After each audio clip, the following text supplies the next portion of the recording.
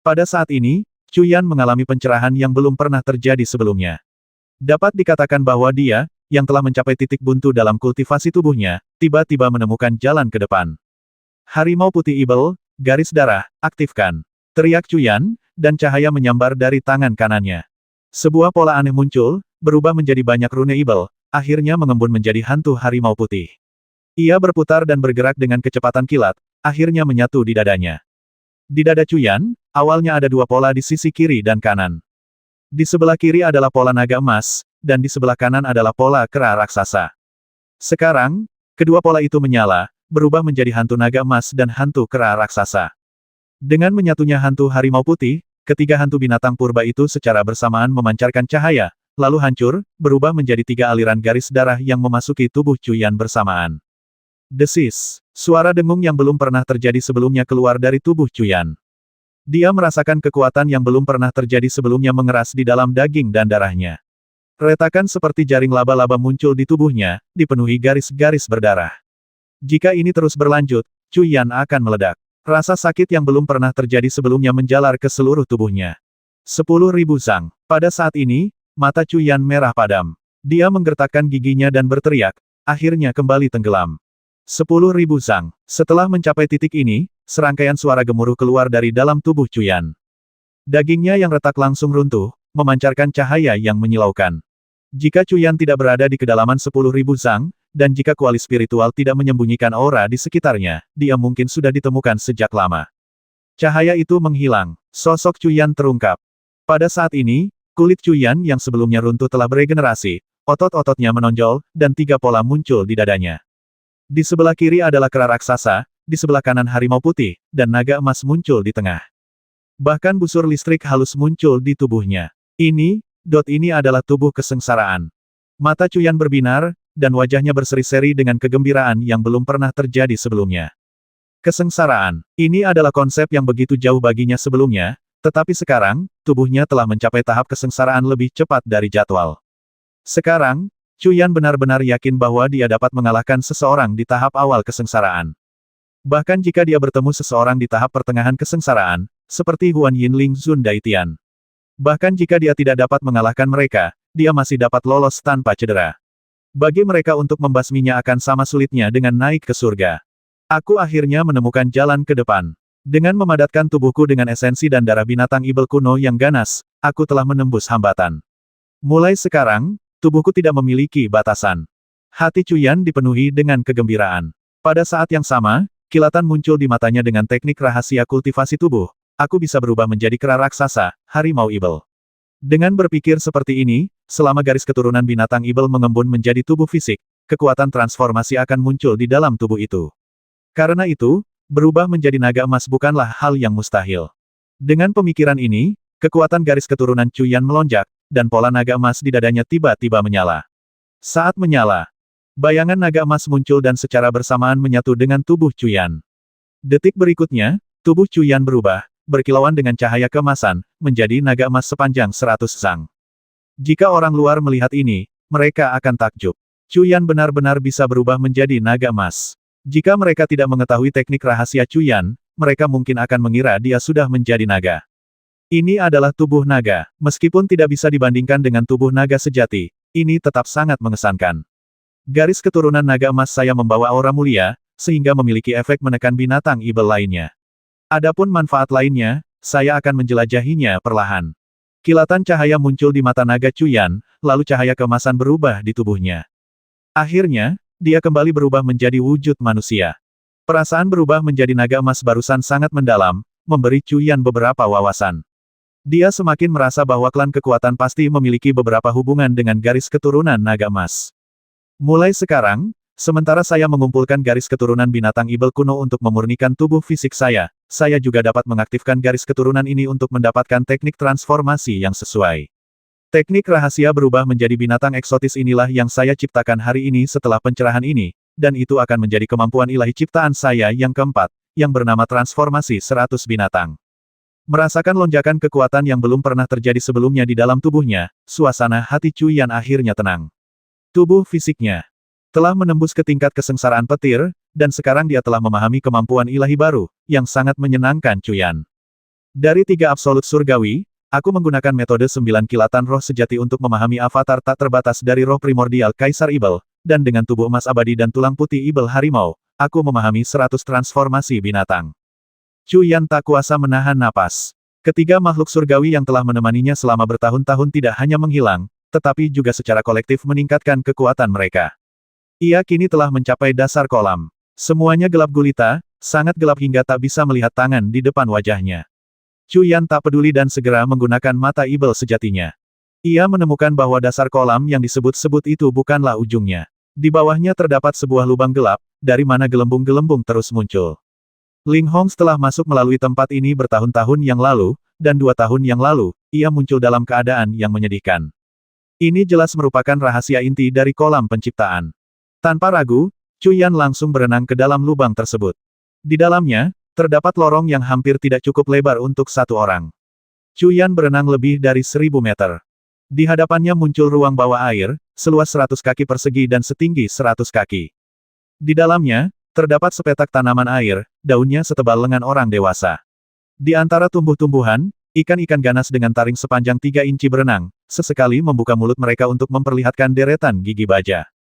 Tak satu pun dari ikan-ikan ganas ini memiliki kekuatan di bawah tahap penyempurnaan agung. Keanehan tempat ini membuat Chu Yan semakin menyadari sifatnya yang luar biasa. Menggunakan mata Ibel sejatinya, ia melintasi tumbuhan air dan ikan-ikan aneh, akhirnya melihat objek yang memancarkan gelembung. Matanya membelalak takjub. Di hadapannya berdiri seekor kerang raksasa, setinggi puluhan kaki, bagian bawahnya tertanam di tanah. Sesekali, ia akan terbuka, melepaskan gelembung-gelembung besar. Yang terpenting, Chu Yan tidak dapat merasakan aura kerang itu, tetapi ia yakin itu tidak akan terpengaruh oleh kesengsaraan petir. Rahasia itu pasti terletak di dalam kerang raksasa ini. Mata Chu Yan berkilat. Ia yakin bahwa Ling Hong telah memasuki kerang raksasa ini saat itu. Tapi bagaimana ia bisa masuk? Chu Yan mengamati bahwa meskipun kerang raksasa itu terbuka, ia menutup dengan sangat cepat. Lebih jauh lagi, saat terbuka, Chu Yan menggunakan mata Ibel sejatinya untuk memeriksa bagian dalam kerang, dan menemukan pola susunan 7 warna sebuah formasi. Formasi ini sangat luar biasa. Sekilas, Chu Yan merasakan sesuatu pola susunan di dalamnya tidak menyerupai pola apapun yang pernah dilihatnya selama bertahun-tahun berlatih. Chu Yan memperkirakan bahwa Ling Hong pasti memiliki harta karun seperti token untuk masuk, sehingga sulit baginya untuk melakukannya. Ada 3 tantangan utama. Pertama, lubang kerang raksasa itu terlalu kecil, lebarnya hampir 1 inci. Bagaimana mungkin Chu Yan bisa masuk ke dalamnya? Kedua, kecepatan membuka dan menutupnya sangat cepat, meninggalkan bayangan. Kelengahan sesaat dapat dengan mudah mengakibatkan terjebak. Selain itu, merasakan aura kerang, bahkan dengan fisik kesengsaraan petirnya, Chu Yan tidak dapat menjamin dia bisa menahannya. Ketiga, formasi internal perlu dihancurkan. Formasi ini sangat kuat bahkan dengan penguasaan susunan Chu Yan, menghancurkannya akan sulit. Dia tidak tahu apakah Ki Ibel Waktu dan Ki Ibel Penghancur dapat menembusnya, tetapi bahkan jika bisa, Chu Yan tidak bisa menggunakannya sembarangan. Jika tidak, jika Ling Hong mengetahui formasi itu rusak saat dia masuk kembali, dia pasti akan terbongkar. Masalah ini tidak bisa terburu-buru, jadi Chu Yan mulai berpikir. Untuk memasuki cangkang ini, dia harus menyelesaikan 3 masalah ini. Pintu masuknya terlalu kecil, dan aku tidak punya token atau semacamnya, jadi aku hanya bisa mengubah ukuranku sendiri. Aku belum pernah benar-benar berlatih teknik rahasia seperti mengubah ukuran. Tunggu, mengubah ukuran. Mata Chu Yan tiba-tiba berbinar, dan seketika, bayangan naga emas muncul di dadanya. Banyak teks kuno mencatat bahwa naga dapat mengubah ukurannya. Ada catatan tentang leluhur naga yang, ketika dalam keadaan genting, berubah menjadi ikan loah untuk melarikan diri dari kejaran musuhnya, bersembunyi di sungai, bahkan diejek oleh udang di sana.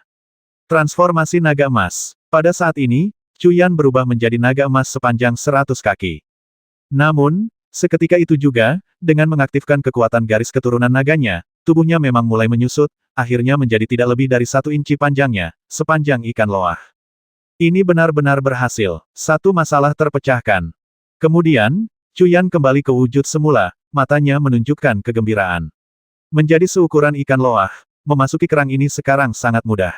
Tanda tanya, lalu ada 2 masalah. Mulut kerang raksasa itu membuka dan menutup terlalu cepat, itu masalah pertama. Bahkan jika aku bisa masuk saat ia terbuka, aku tidak bisa menembus formasi. Untuk menembus formasi, aku harus terlebih dahulu menghentikan mulut kerang raksasa itu. Chu Yan merenung. Cara paling sederhana untuk menghentikan mulut kerang raksasa adalah dengan menggunakan benda untuk menghalanginya, mencegahnya menutup. Memikirkan hal ini, mata Chu Yan kembali berbinar. Seketika itu juga, dengan lambaian tangannya, lusinan harta karun muncul di hadapannya. Harta karun ini semuanya dikumpulkan secara acak oleh Chu Yan selama bertahun-tahun. Meskipun dikumpulkan secara acak, masing-masing memiliki kualitas yang sangat baik jika tidak, mengapa Chu Yan menyukainya. Dari harta karun itu, Chu Yan mengeluarkan gada berduri yang cukup menarik. Benda ini adalah harta karun purba, hanya bisa ditempa oleh kultivator di tahap penyempurnaan agung, dan kualitasnya sudah cukup bagus. Dengan sebuah pikiran, Chu Yan mengecilkan gada berduri itu hingga selebar 1 inci, dan dengan gerakan cepat, memasukkannya ke dalam mulut kerang yang tertutup. Snap, tepat ketika gada berduri dimasukkan ke dalam mulut kerang raksasa itu menutup rapat, seketika membelah harta karun bawaan berkualitas tinggi menjadi 2. Kekuatan ini, Chu Yan tercengang. Kekuatan ini terlalu luar biasa. Mungkin hanya harta karun petir milik kultivator tahap kesengsaraan petir yang mampu menahan kekuatan penjepit kerang raksasa itu. Tapi dari mana dia mendapatkan harta karun petir? Chu Yan sesaat bingung. Dia membutuhkan sesuatu untuk menahan kerang raksasa yang menutup itu, tetapi apa yang memiliki kekerasan seperti itu? Kuali roh. Chu Yan tiba-tiba teringat, tetapi segera menggelengkan kepalanya. Kuali roh itu milik Raja Ibel saat itu. Meskipun rusak parah dan sekarang terlahir kembali, kekuatannya tentu tidak lemah, tetapi Chu Yan tidak sepenuhnya yakin itu dapat menahan kekuatan penjepit ini. Dengan kata lain, Chu Yan tidak berani mengambil risiko, karena Baitua. Jika kuali roh benar-benar bermasalah, dia akan benar-benar menyesali hidupnya. Mari kita lihat apa lagi yang kumiliki. Sambil berpikir demikian, aku langsung mulai meraba kantung penyimpananku dengan kekuatan jiwa ilahiku. Aku menemukannya. Tiba-tiba, mata Chu Yan berbinar, dan sebuah benda muncul di tangannya. Itu adalah batu hitam pekat, dilapisi pola cian, dan memancarkan aura dingin dan menyeramkan.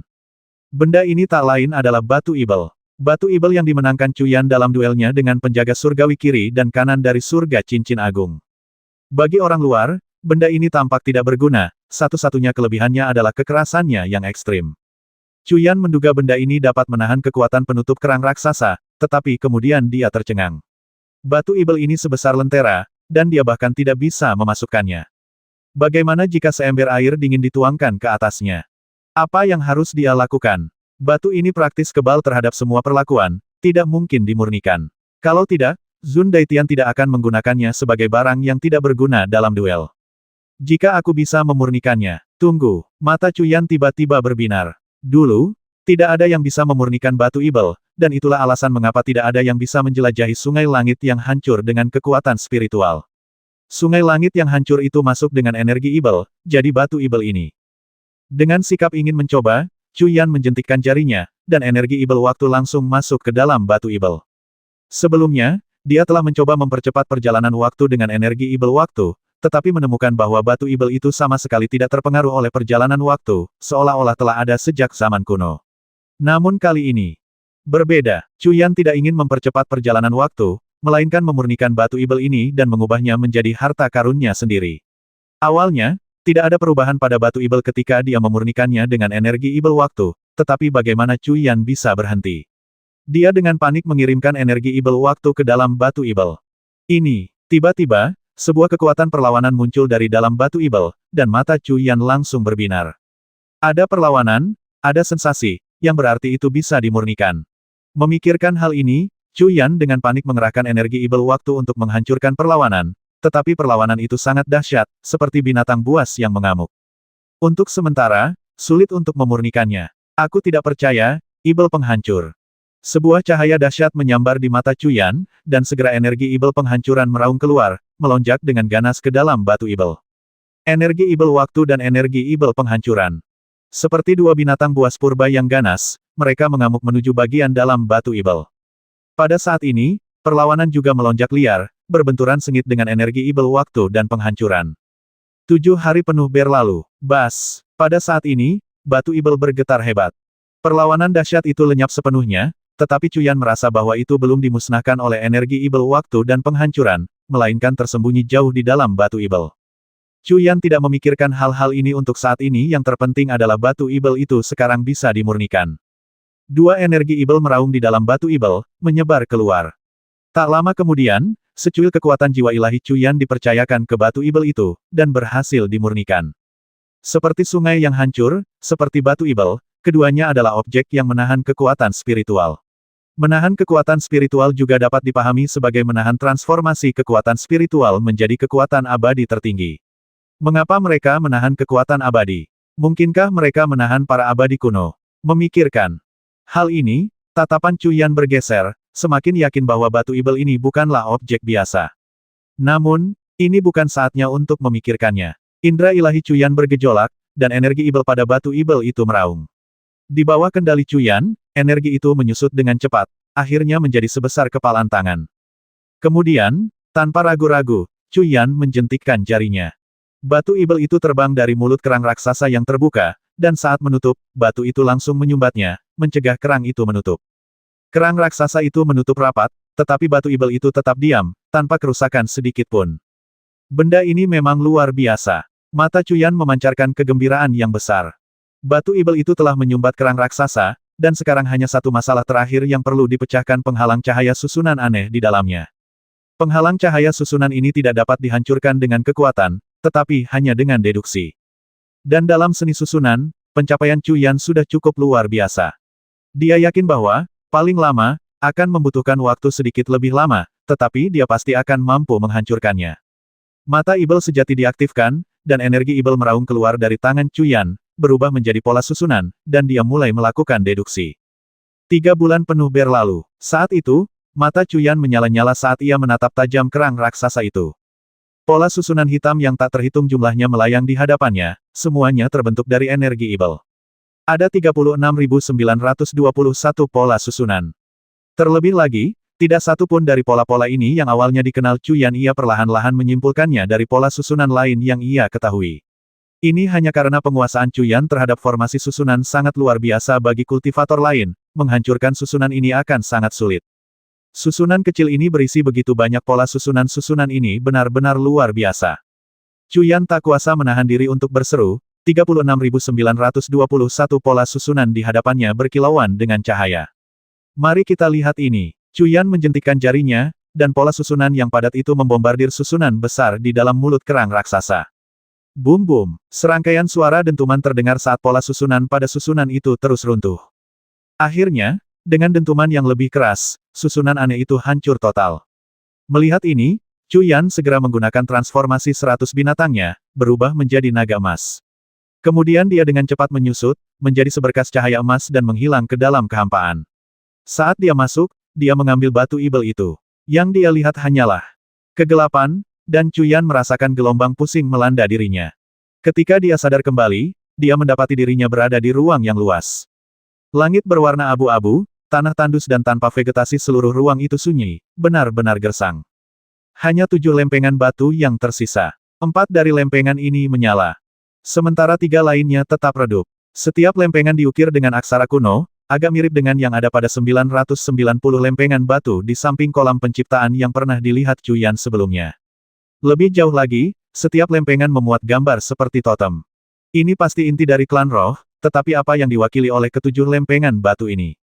Cuyan memandang ketujuh lempengan batu di hadapannya, kilatan aneh di matanya. Tanpa banyak berpikir, Cuyan memutuskan untuk menyelidiki. Dia berjalan ke salah satu lempengan batu. Lempengan itu sudah menyala. Cuyan menyelidikinya dengan kekuatan jiwa ilahinya dan merasakan bahwa lempengan batu ini memiliki aura yang mirip dengan garis keturunan kultivator klan roh. Aura itu mirip dengan energi abadi. Apa yang istimewa dari lempengan batu ini? Cuyan tak kuasa menahan diri untuk mengulurkan tangannya. Desis. Tepat saat jari-jari Cuyan menyentuh lempengan batu, rasa sakit yang tajam menjalar di ujung jarinya. Dia jelas merasakan setetes darah esensinya terserap.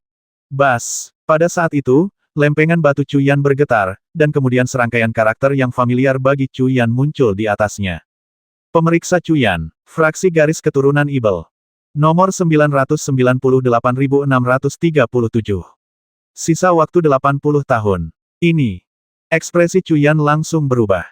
Penilaian macam apa ini? Kekacauan macam apa ini? Tepat saat Cuyan bertanya-tanya, sesosok muncul dari balik lempengan batu. Ini adalah seorang pemuda yang mengenakan jubah putih bulan, dengan fitur yang sangat tampan.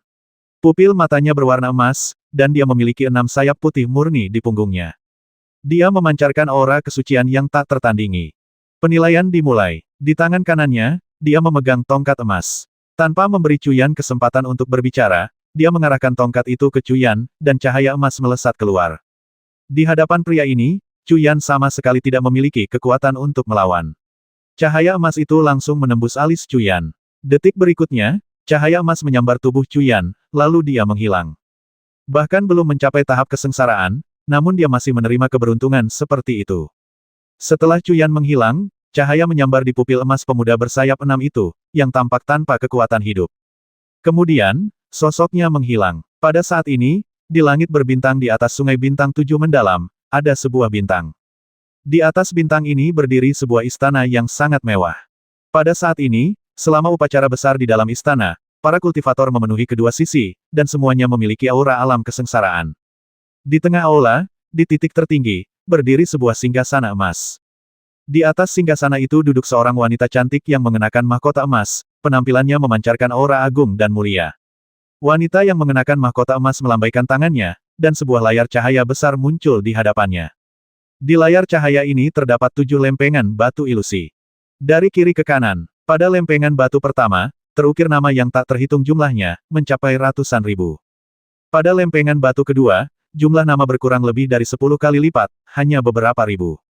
Pada lempengan batu ketiga, hanya ada beberapa lusin nama. Pada lempengan batu keempat, hanya ada satu nama, sendirian. Adapun lempengan batu kelima, keenam, dan ketujuh, tidak ada nama siapapun sama sekali.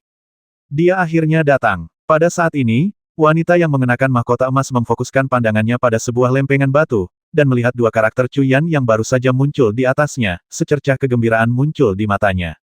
Melihat penampilan wanita bermahkota emas itu, mata ke-500 kultivator tahap kesengsaraan petir di aula berubah secara bersamaan. Dalam benak mereka, tuan mereka adalah seorang pria dengan ketenangan yang tak tergoyahkan, tetap tenang bahkan ketika berhadapan dengan para jenius yang sangat berbakat. Sikapnya saat ini belum pernah terjadi sebelumnya. Tuanku, seleksi putra suci telah berlangsung selama 20 tahun, dan pemuda ini baru saja tiba. Terlebih lagi, kultivasinya hanya berada di tahap penyempurnaan agung, yang benar-benar rendah. Kata wanita bermahkota emas itu, diapit oleh seorang pria tua dengan alis kuning di sebelah kirinya. Mereka yang dapat memasuki arena penilaian semuanya adalah kultivator tahap kesengsaraan petir. Pemuda ini adalah satu-satunya yang berada di tahap penyempurnaan agung. Pelindung kiri, apakah Anda pikir dia orang biasa? Tanya wanita bermahkota emas itu dengan santai, melirik pria tua dengan alis kuning itu. Pria tua dengan alis kuning itu tetap diam. Memang, hanya pemuda ini yang dapat memasuki arena penilaian sebagai kultivator tahap penyempurnaan agung. Tuanku sangat menghargai pemuda ini. Apa yang begitu istimewa tentang dia? Tanya seorang pria tua botak di sebelah kanan. Dialah yang telah kupilih kali ini. Sebuah makna mendalam terlintas di mata wanita bermahkota emas itu. Mendengar ini, ekspresi banyak tetua yang hadir berubah. Pemenang terakhir penilaian ini akan dipilih sebagai putra suci dari 7 sungai bintang mendalam. Tuan langsung memilihnya, kata tetua. Beralis kuning dengan cemas. Ya, Tuan, meskipun anak ini memiliki bakat luar biasa, dia masih perlu berkembang. Tahap penyempurnaan agung terlalu rendah. Mohon pertimbangkan kembali. Tambah tetua botak itu segera. Mohon pertimbangkan kembali, Tuan. Pada saat ini, banyak kultivator tahap kesengsaraan yang hadir berbicara serentak. Wanita bermahkota emas itu tersenyum dan berkata, orang yang telah saya pilih memiliki kekuatannya sendiri, tetapi Anda dapat yakin, saya tidak akan melanggar aturan penilaian. Masih ada 80 tahun tersisa. Siapapun yang melangkah paling jauh akan menjadi putra suci dari 7 sungai bintang mendalam. Dengan itu, wanita bermahkota emas itu melambaikan tangannya, dan 4 adegan muncul di aula, masing-masing berisi gambar yang tak terhitung jumlahnya. Wanita bermahkota emas itu memfokuskan pandangannya hanya pada salah satu dari mereka. Karena Cuyan ada di dalamnya. Nak, jangan mengecewakanku. Kilatan cahaya muncul di mata wanita bermahkota emas itu. Di hadapannya terbentang pegunungan. Di dalam pegunungan ini, kicauan burung dan aroma bunga yang harum memenuhi udara, rimbun dan hijau di mana-mana, dan energi spiritual yang sangat kaya meresap ke dalam ruang. Di mana tepatnya tempat ini? Dan penilaian apa ini? Pada saat ini, Cuyan benar-benar bingung. Dia telah menyusup ke tanah leluhur klan roh, memasuki kolam penciptaan, lalu memasuki kerang raksasa, dan kemudian secara misterius muncul di sini, berpartisipasi dalam semacam penilaian. Cuyan menyusun pikirannya. Dia akhirnya menyimpulkan bahwa tempat ini pasti tidak ada hubungannya dengan klan roh. Mungkin, Ling Hongs juga peserta dalam penilaian ini, dan kerang raksasa ini adalah pintu masuknya. Jadi, makhluk kuat macam apa yang menciptakan penilaian ini? Dan siapa pria bersayap 6 itu sebelumnya? Setelah menyusun pikirannya, Cuyan membuat kesimpulan yang mengejutkan. Jika deduksinya benar, Ling Hongs juga merupakan peserta dalam penilaian tersebut, dan Ling Hongs adalah ahli kesengsaraan petir tingkat akhir. Mengapa seseorang dengan kekuatan seperti dia perlu berpartisipasi dalam penilaian? Aura pria bersayap 6 yang tampan itu membuat Cuyan merasa sangat kecil di hadapannya. Jika dia tidak salah, pria bersayap 6 itu pasti seorang immortal. Baru kemudian Cuyan mengalihkan pandangannya ke tablet batu di hadapannya. Prasasti pada tablet ini berbeda dengan yang sebelumnya, yang sulit dipahami. Cuyan mengenali semuanya. Ujian Dewa Kuno. Tahap pertama ruang 5 elemen. Kriteria ujian di dalam ruang 5 elemen, terdapat energi spiritual 5 elemen yang langka. Kumpulkan energi spiritual 5 elemen hingga setidaknya 1 dari 5 area kompas 5 elemen menyala untuk melewati tahap ini. Hadiah Ki Primal. Ujian Dewa Kuno. Mungkinkah ini rerun Dewa Ras Dewa Kuno? Mata Cuyan berkilat dengan perubahan cahaya yang tiba-tiba saat melihat tempat ini. Ras Dewa adalah ras yang telah lama punah, raja-raja dari perang besar antara miliaran ras, bahkan melampaui ras manusia, ibel, dan monster dalam kekuatan pada puncaknya. Namun, justru karena ras Dewa terlalu kuat, mereka dimusnahkan oleh gabungan kekuatan ras manusia, ibel, dan monster.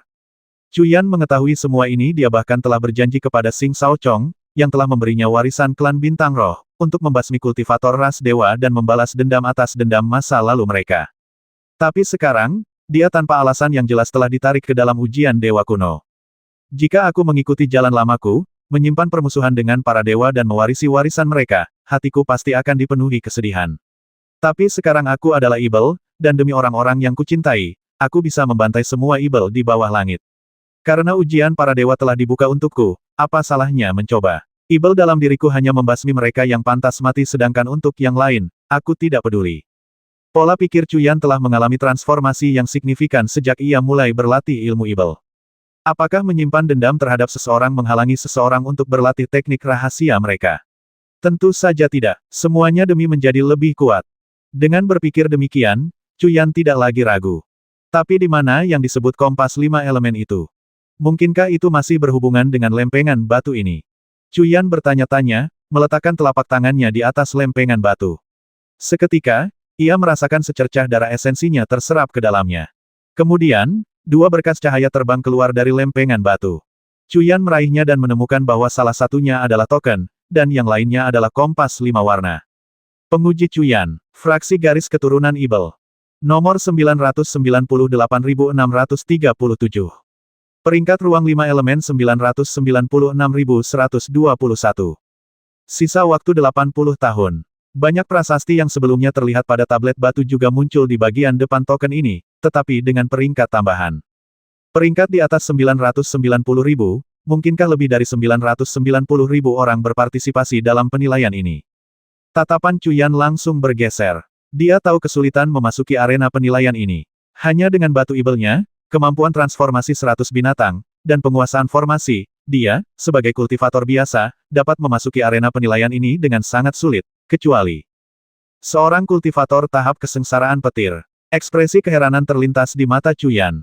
Jadi, lebih dari 990.000 orang semuanya adalah kultivator tahap kesengsaraan petir.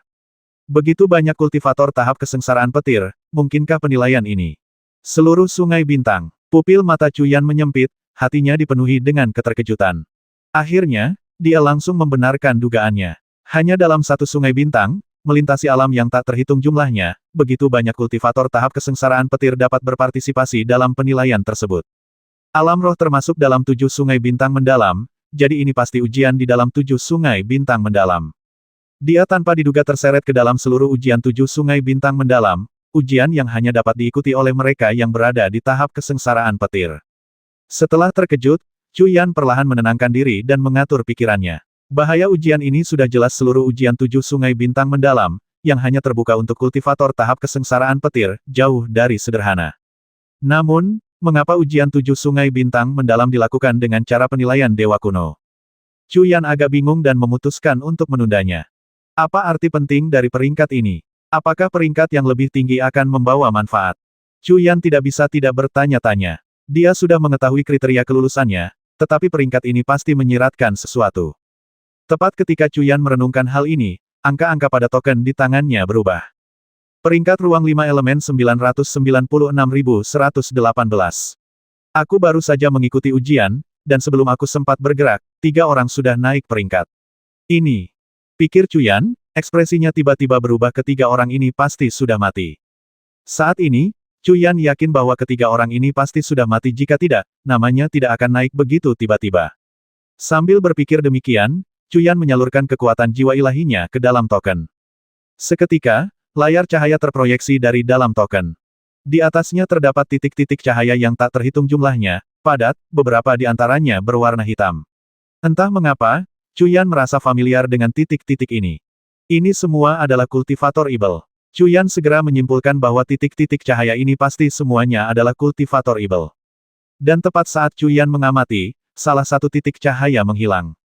Jelas, orang lain telah binasa. Ekspresi waspada muncul di mata Cuyan. Dia segera menggunakan kuali spiritualnya untuk sepenuhnya menyembunyikan auranya. Dia sudah melihat bahaya ujian ini. Setiap langkah selanjutnya harus diambil dengan sangat hati-hati. Cuyan pada dasarnya telah memahami fungsi token tersebut. Salah satunya untuk melihat peringkatnya, tetapi tujuan utamanya adalah untuk mengamati titik-titik bercahaya dan posisi yang sesuai. Setelah memikirkannya, Cuyan bersiap untuk menyimpan token itu, tetapi mendapati bahwa ia tidak dapat memasukkannya ke dalam kantong penyimpanannya, jadi ia menggantungnya di pinggangnya. Kemudian, Cuyan melihat kompas 5 warna di tangannya. Apakah ini kompas 5 elemen? Cuyan mengambil kompas 5 warna itu, melihat permukaannya, yang terbagi rata menjadi 5 warna emas, cian, biru, merah, dan kuning. Namun, saat ini, kelima area tersebut berwarna abu-abu. 80 tahun, dan 7 lempengan batu tampaknya memiliki 7 ujian. Aku bertanya-tanya seberapa jauh aku akan melangkah. Baiklah, aku akan menyerahkan hal-hal lain kepada klonku untuk saat ini. Tubuh utamaku pasti akan meningkatkan kultivasinya lagi setelah ujian ini. Pikir Cuyan, lalu menyimpan kompas itu. Tidak seperti token yang tidak dapat disimpan, kompas itu langsung dimasukkan ke dalam tas penyimpanan Cuyan. Pada saat itu, ruang di belakang Cuyan bergetar. Kemudian, seorang kultivator keluar dari sana. Orang ini mengenakan jubah Taois berwarna coklat, dengan rambut putih dan penampilan seperti seorang Taois. Auranya telah mencapai puncak tahap awal kesengsaraan petir, tetapi wajahnya agak pucat, seolah-olah dia telah mengonsumsi banyak energi. Begitu masuk, matanya dipenuhi kegembiraan, tetapi ketika melihat Cuyan, ekspresinya langsung berubah. Cahaya dahsyat berkilat di mata Cuyan, dan dia segera menunjuk dengan jarinya. Di bawah pengaruh ini, energi ibel waktu menyebar liar, membekukan waktu secara paksa. Dalam sekejap, Cuyan mengambil 8 langkah berturut-turut. Kultivator di hadapannya berada di puncak tahap awal kesengsaraan petir, memiliki kekuatan yang sangat besar. Kekuatan spiritualnya sudah mengandung 20% energi abadi. Bahkan dengan Cuyan melepaskan kekuatan penuhnya, energi ibel waktu hanya bisa membekukannya selama 1 tarikan napas. Kau berani, Junior, teriak tetua berambut putih itu, lalu membuka mulutnya lebar-lebar dan memuntahkan butiran merah tua. Tepat ketika tetua berambut putih itu pulih, Cuyan telah mengambil 7 langkah. Tetua berambut putih itu, masih merasakan tekanan 7 langkah Cuyan ke langit, langsung kewalahan, dan ekspresinya berubah drastis. Langkah surgawi, 8 langkah. Dalam sekejap, Cuyan mengambil 8 langkah, setiap langkah mendarat langsung di dada tetua itu. Dengan kekuatan fisik Cuyan saat ini di tahap awal alam kesengsaraan petir, teknik 8 langkah menuju surga miliknya sangat dahsyat, menghancurkan tulang rusuk tetua berambut putih itu dalam 1 serangan. Mutiara api merah. Tetua berambut putih itu segera batuk darah.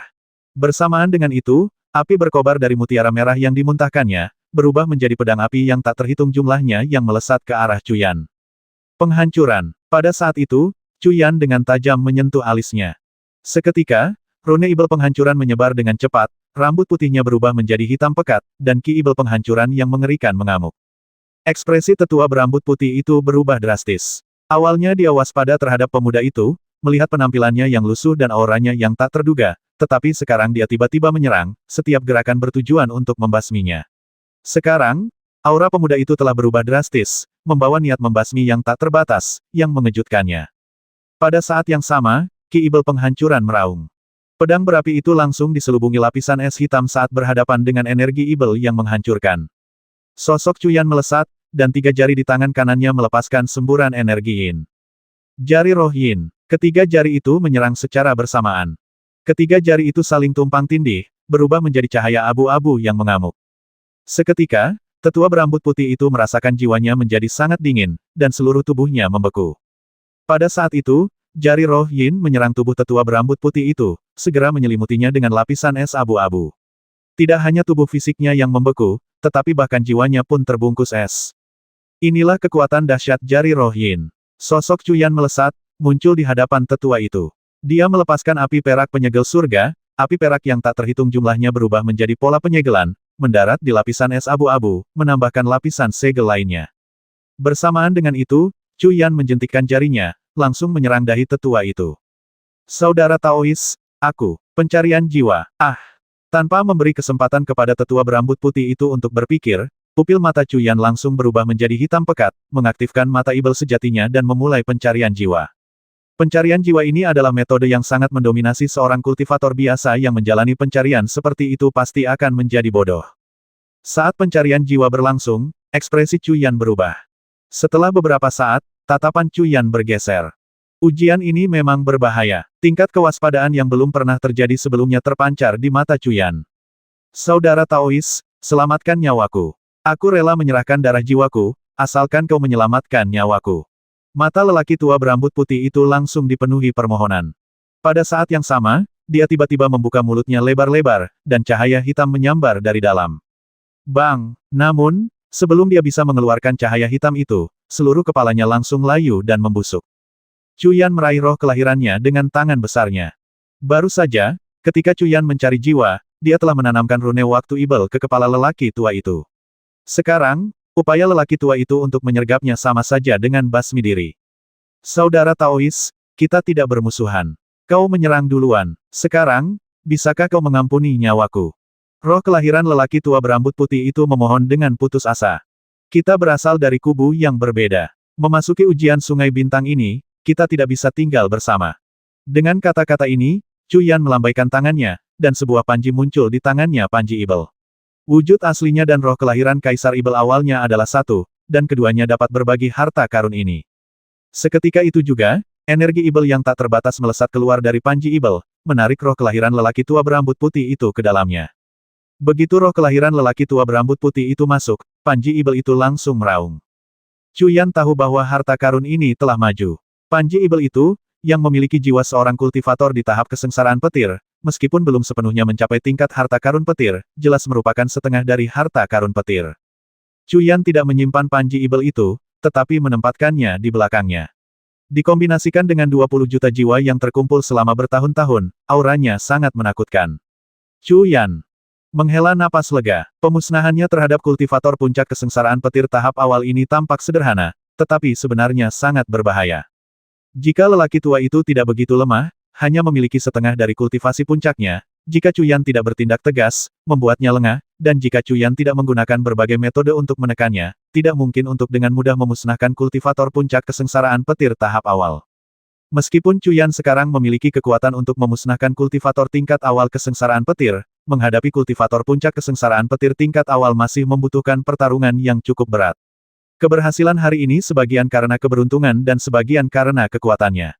Saat ini, Cuyan tidak terlalu optimis. Dari jiwa lelaki tua berambut putih itu, dia memperoleh banyak informasi. Ujian ini tidak terjadi sekali seumur hidup, tetapi sekali setiap 100.000 tahun. Hampir setiap alam di dalam 7 sungai bintang mendalam memiliki pintu masuk ke ujian tersebut. Ada banyak sekali alam di dalam sungai bintang, tetapi untuk beberapa alam, pintu masuknya telah ditemukan dan bahkan diumumkan. Namun, untuk yang lain, pintu masuknya ditemukan tetapi tersembunyi, seperti halnya ras roh. Beberapa alam bahkan tidak memiliki pintu masuk ke ujian yang ditemukan. Pintu masuk ke alam lelaki tua berambut putih itu telah menghilang sejak lama. Lelaki tua itu telah memperoleh informasi tentang pintu masuk ujian dari sebuah buku kuno, dan setelah banyak kesulitan, dia akhirnya menemukannya, dengan mengerahkan sejumlah besar kultivasinya. Tanpa diduga, dia bertemu Kai Cuyan saat tiba. Kitab kuno yang diperoleh lelaki tua berambut putih itu ditulis oleh leluhur dari alamnya yang telah berpartisipasi dalam ujian ini, dan berisi banyak poin penting tentang ujian tersebut. Ujian ini adalah ujian Sungai Bintang, tujuannya adalah untuk memilih putra suci Sungai Bintang. Di dalam 9 sungai bintang yang mendalam, di setiap alamnya yang tak terhitung jumlahnya, muncul seorang anak suci Sungai Bintang. Alasan pemilihan anak suci ini tetap tidak dijelaskan. Ujian ini terjadi sekali setiap 10.000 tahun, dan anak suci Sungai Bintang juga berubah setiap 10.000 tahun. Ujian ini terdiri dari 7 ujian, masing-masing sangat berbahaya, tetapi setiap penyelesaian yang berhasil membawa manfaat yang sangat besar. Ujian berlangsung selama 100 tahun. Pada akhir periode ini, pintu masuk terbuka, dan setiap kultivator yang berpartisipasi dalam ujian dapat masuk dalam 100 tahun ini, namun, mereka yang masuk kemudian akan membuang banyak waktu. Setelah 100 tahun, orang yang mencapai kesuksesan terbesar akan menjadi anak suci yang baru. Para kultivator yang berpartisipasi dalam ujian dibagi menjadi 7 garis keturunan Konfusianisme, Taoisme, Buddhisme, Ibel, Monster, Dunia Bawah, dan Naga. Mereka yang tidak berasal dari garis keturunan yang sama saling bertarung membasmi lawan akan memberikan keuntungan yang signifikan. Mereka yang berasal dari garis keturunan yang sama adalah sekutu, karena menurut aturan, membasmi sesama kultivator dari garis keturunan yang sama tidak membawa keuntungan dan hanya akan menimbulkan kebencian dari semua anggota garis keturunan lainnya. Jelas bahwa tindakan Cuyan barusan sangat tegas dan sepenuhnya benar. Menurut apa yang telah kita katakan, jumlah peserta maksimal adalah 1 juta. Tingkat pertama hanya dapat memiliki maksimal 1 juta peserta, dan tingkat kedua akan ditutup jika 100.000 orang masuk. Tingkat ketiga hanya mengizinkan 10.000, tingkat keempat hanya 1.000, tingkat kelima 100, tingkat keenam 10, dan tingkat ketujuh hanya 1 orang. Cuyan tidak bisa menahan diri untuk tidak menghela napas. Tidak heran mereka saling bertarung membasmi 1 orang berarti mengurangi lawan. Namun, pertarungan tanpa pandang bulu merugikan tantangan. Itulah mengapa ada prinsip aliansi di antara mereka yang berasal dari garis keturunan yang sama. Ini mencegah mereka menjadi musuh, mengurangi korban, dan menumbuhkan kerja sama tim. Tak pelak lagi, seorang pemimpin akan muncul dari kelompok ini. Seorang putra suci Sungai Bintang tidak dapat berhasil hanya dengan kekuatannya sendiri, dia harus memimpin orang lain.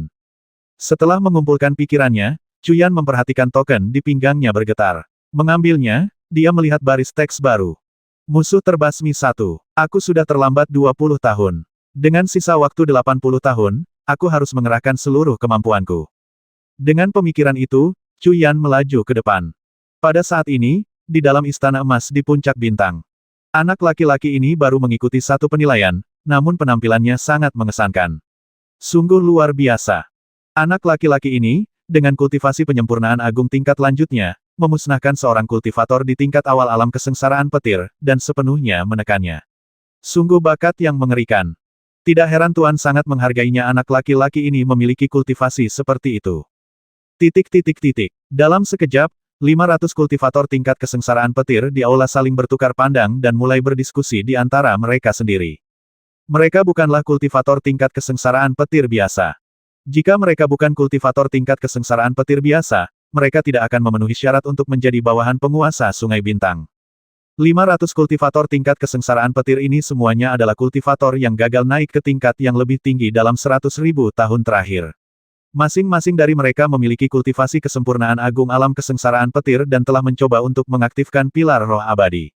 Meskipun pada akhirnya mereka gagal, 99% energi spiritual di dalam tubuh mereka telah berubah menjadi energi abadi. Mereka juga memiliki gelar lain Sudo Abadi. Beberapa Sudo Abadi bahkan sebanding kekuatannya dengan para immortal yang sedang naik tingkat, tetapi sayangnya, mereka gagal naik. Setiap kultivator hanya memiliki 1 kesempatan untuk naik ke alam abadi seumur hidup mereka. Kegagalan berarti penolakan oleh Dao Agung, yang mencegah mereka untuk naik lagi. Sudo Abadi ini bukanlah immortal sejati, dan umur mereka tidak tak terbatas. Masing-masing memiliki umur 100.000 tahun, 2 kali lipat dari 50.000 tahun kultivator kesengsaraan petir. Tugas mereka adalah membantu penguasa Sungai Bintang dan menjaga ketertiban di Sungai Bintang masing-masing. Namun, bahkan dengan pengalaman dan keahlian mereka yang luas, mereka hampir tidak pernah menyaksikan kultivator penyempurnaan agung tahap akhir begitu kuat memusnahkan kultivator kesengsaraan petir tahap awal puncak, karena itulah mereka takjub. Pelindung kiri, apakah ada banyak jenius seperti itu di domain Dao Anda? Wanita bermahkota emas itu bertanya kepada tetua beralis kuning di sampingnya, yang matanya juga menunjukkan keterkejutan. Para jenius dengan kekuatan seperti itu untuk membasmi di luar level mereka adalah murid inti di banyak kekuatan di dalam domain Dao Ku. Tentu saja, mereka sangat sedikit. Jawab tetua beralis kuning itu. Dia adalah seorang pelindung yang dikirim oleh alam abadi untuk membantu penguasa Sungai Bintang. Berasal dari domain Dao, dia telah menyaksikan banyak sekali orang-orang jenius. Meskipun mereka yang mampu membasmi di luar level mereka bukanlah hal yang jarang, mereka yang memiliki kekuatan seperti itu dan masih bisa melakukannya benar-benar murid inti dari berbagai kekuatan yang kuat. Murid-murid inti ini adalah harta karun dari sekte masing-masing di dalam domain Dao. Yang terpenting, alam abadi memiliki energi spiritual yang sangat kaya, bahkan mengandung esensi energi abadi itu sendiri. Di alam abadi, kultivator yang mencapai tahap kesengsaraan tidak mengalami kesengsaraan surgawi karena energi abadi mereka sudah terbentuk sepenuhnya, memungkinkan mereka untuk langsung bertransisi ke jajaran abadi. Oleh karena itu, kemunculan orang-orang jenius seperti itu bukanlah hal yang aneh. Namun, fakta bahwa seorang pemuda seperti itu muncul di tempat kecil seperti alam roh benar-benar mengejutkannya. Wanita bermahkota emas itu tersenyum tipis dan menatap lelaki tua botak di sampingnya, berkata, "Pelindung kanan, apakah ada banyak anak ajaib seperti ini di alam Buddha Anda?" "Amitabha, Yang Mulia, anak ajaib seperti ini sangat dicari oleh banyak biksu terkemuka di alam Buddha saya." Jawab lelaki tua botak itu segera. Dia berasal dari alam abadi dan alam Buddha, dan telah melihat banyak anak ajaib, tetapi tidak ada yang seperti dia. Baiklah, Anda telah menyaksikan bakat anak ini, tetapi saya tidak dapat meramalkannya. Jika anak ini benar-benar ingin berhasil, itu tidak akan mudah. Kekuatan Dugujian telah meningkat pesat akhir-akhir ini, dan pada akhirnya, pasti akan menjadi pertempuran sengit. Kata wanita bermahkota emas itu sambil tersenyum. Tetua beralis kuning itu mengerutkan kening guru, Dugujian sudah berada di puncak tahap akhir kesengsaraan petir, kekuatan tempurnya sebanding dengan Sudo abadi. Anak ini, bagaimanapun juga, baru berada di tahap penyempurnaan agung, bagaimana mungkin dia? Ya, Guru, Ben San dari garis keturunan Buddha kita juga cukup luar biasa. Pertempuran ini benar-benar sulit diprediksi. Tambah tetua botak itu. Ingat, penilaian ini bukan hanya tentang kultivasi. Dengan itu, wanita bermahkota emas itu kembali melihat layar cahaya di aula di depannya. Ruang 5 elemen sangat luas, dan energi spiritual dari 5 elemen di langit dan bumi sangat padat. Untuk melewatinya, seseorang perlu membuat masing-masing dari 5 area kompas 5 elemen menyala. Awalnya, Cuyan berpikir itu akan mudah, karena setiap area kompas 5 elemen memiliki 9 meridian. Secara logis, energi spiritual yang melimpah seperti itu seharusnya mudah diserap untuk menyalakan satu meridian. Namun, dia salah. Kapasitas kompas 5 elemen ini sungguh luar biasa. Cuyan menatap kompas di tangannya, terdiam.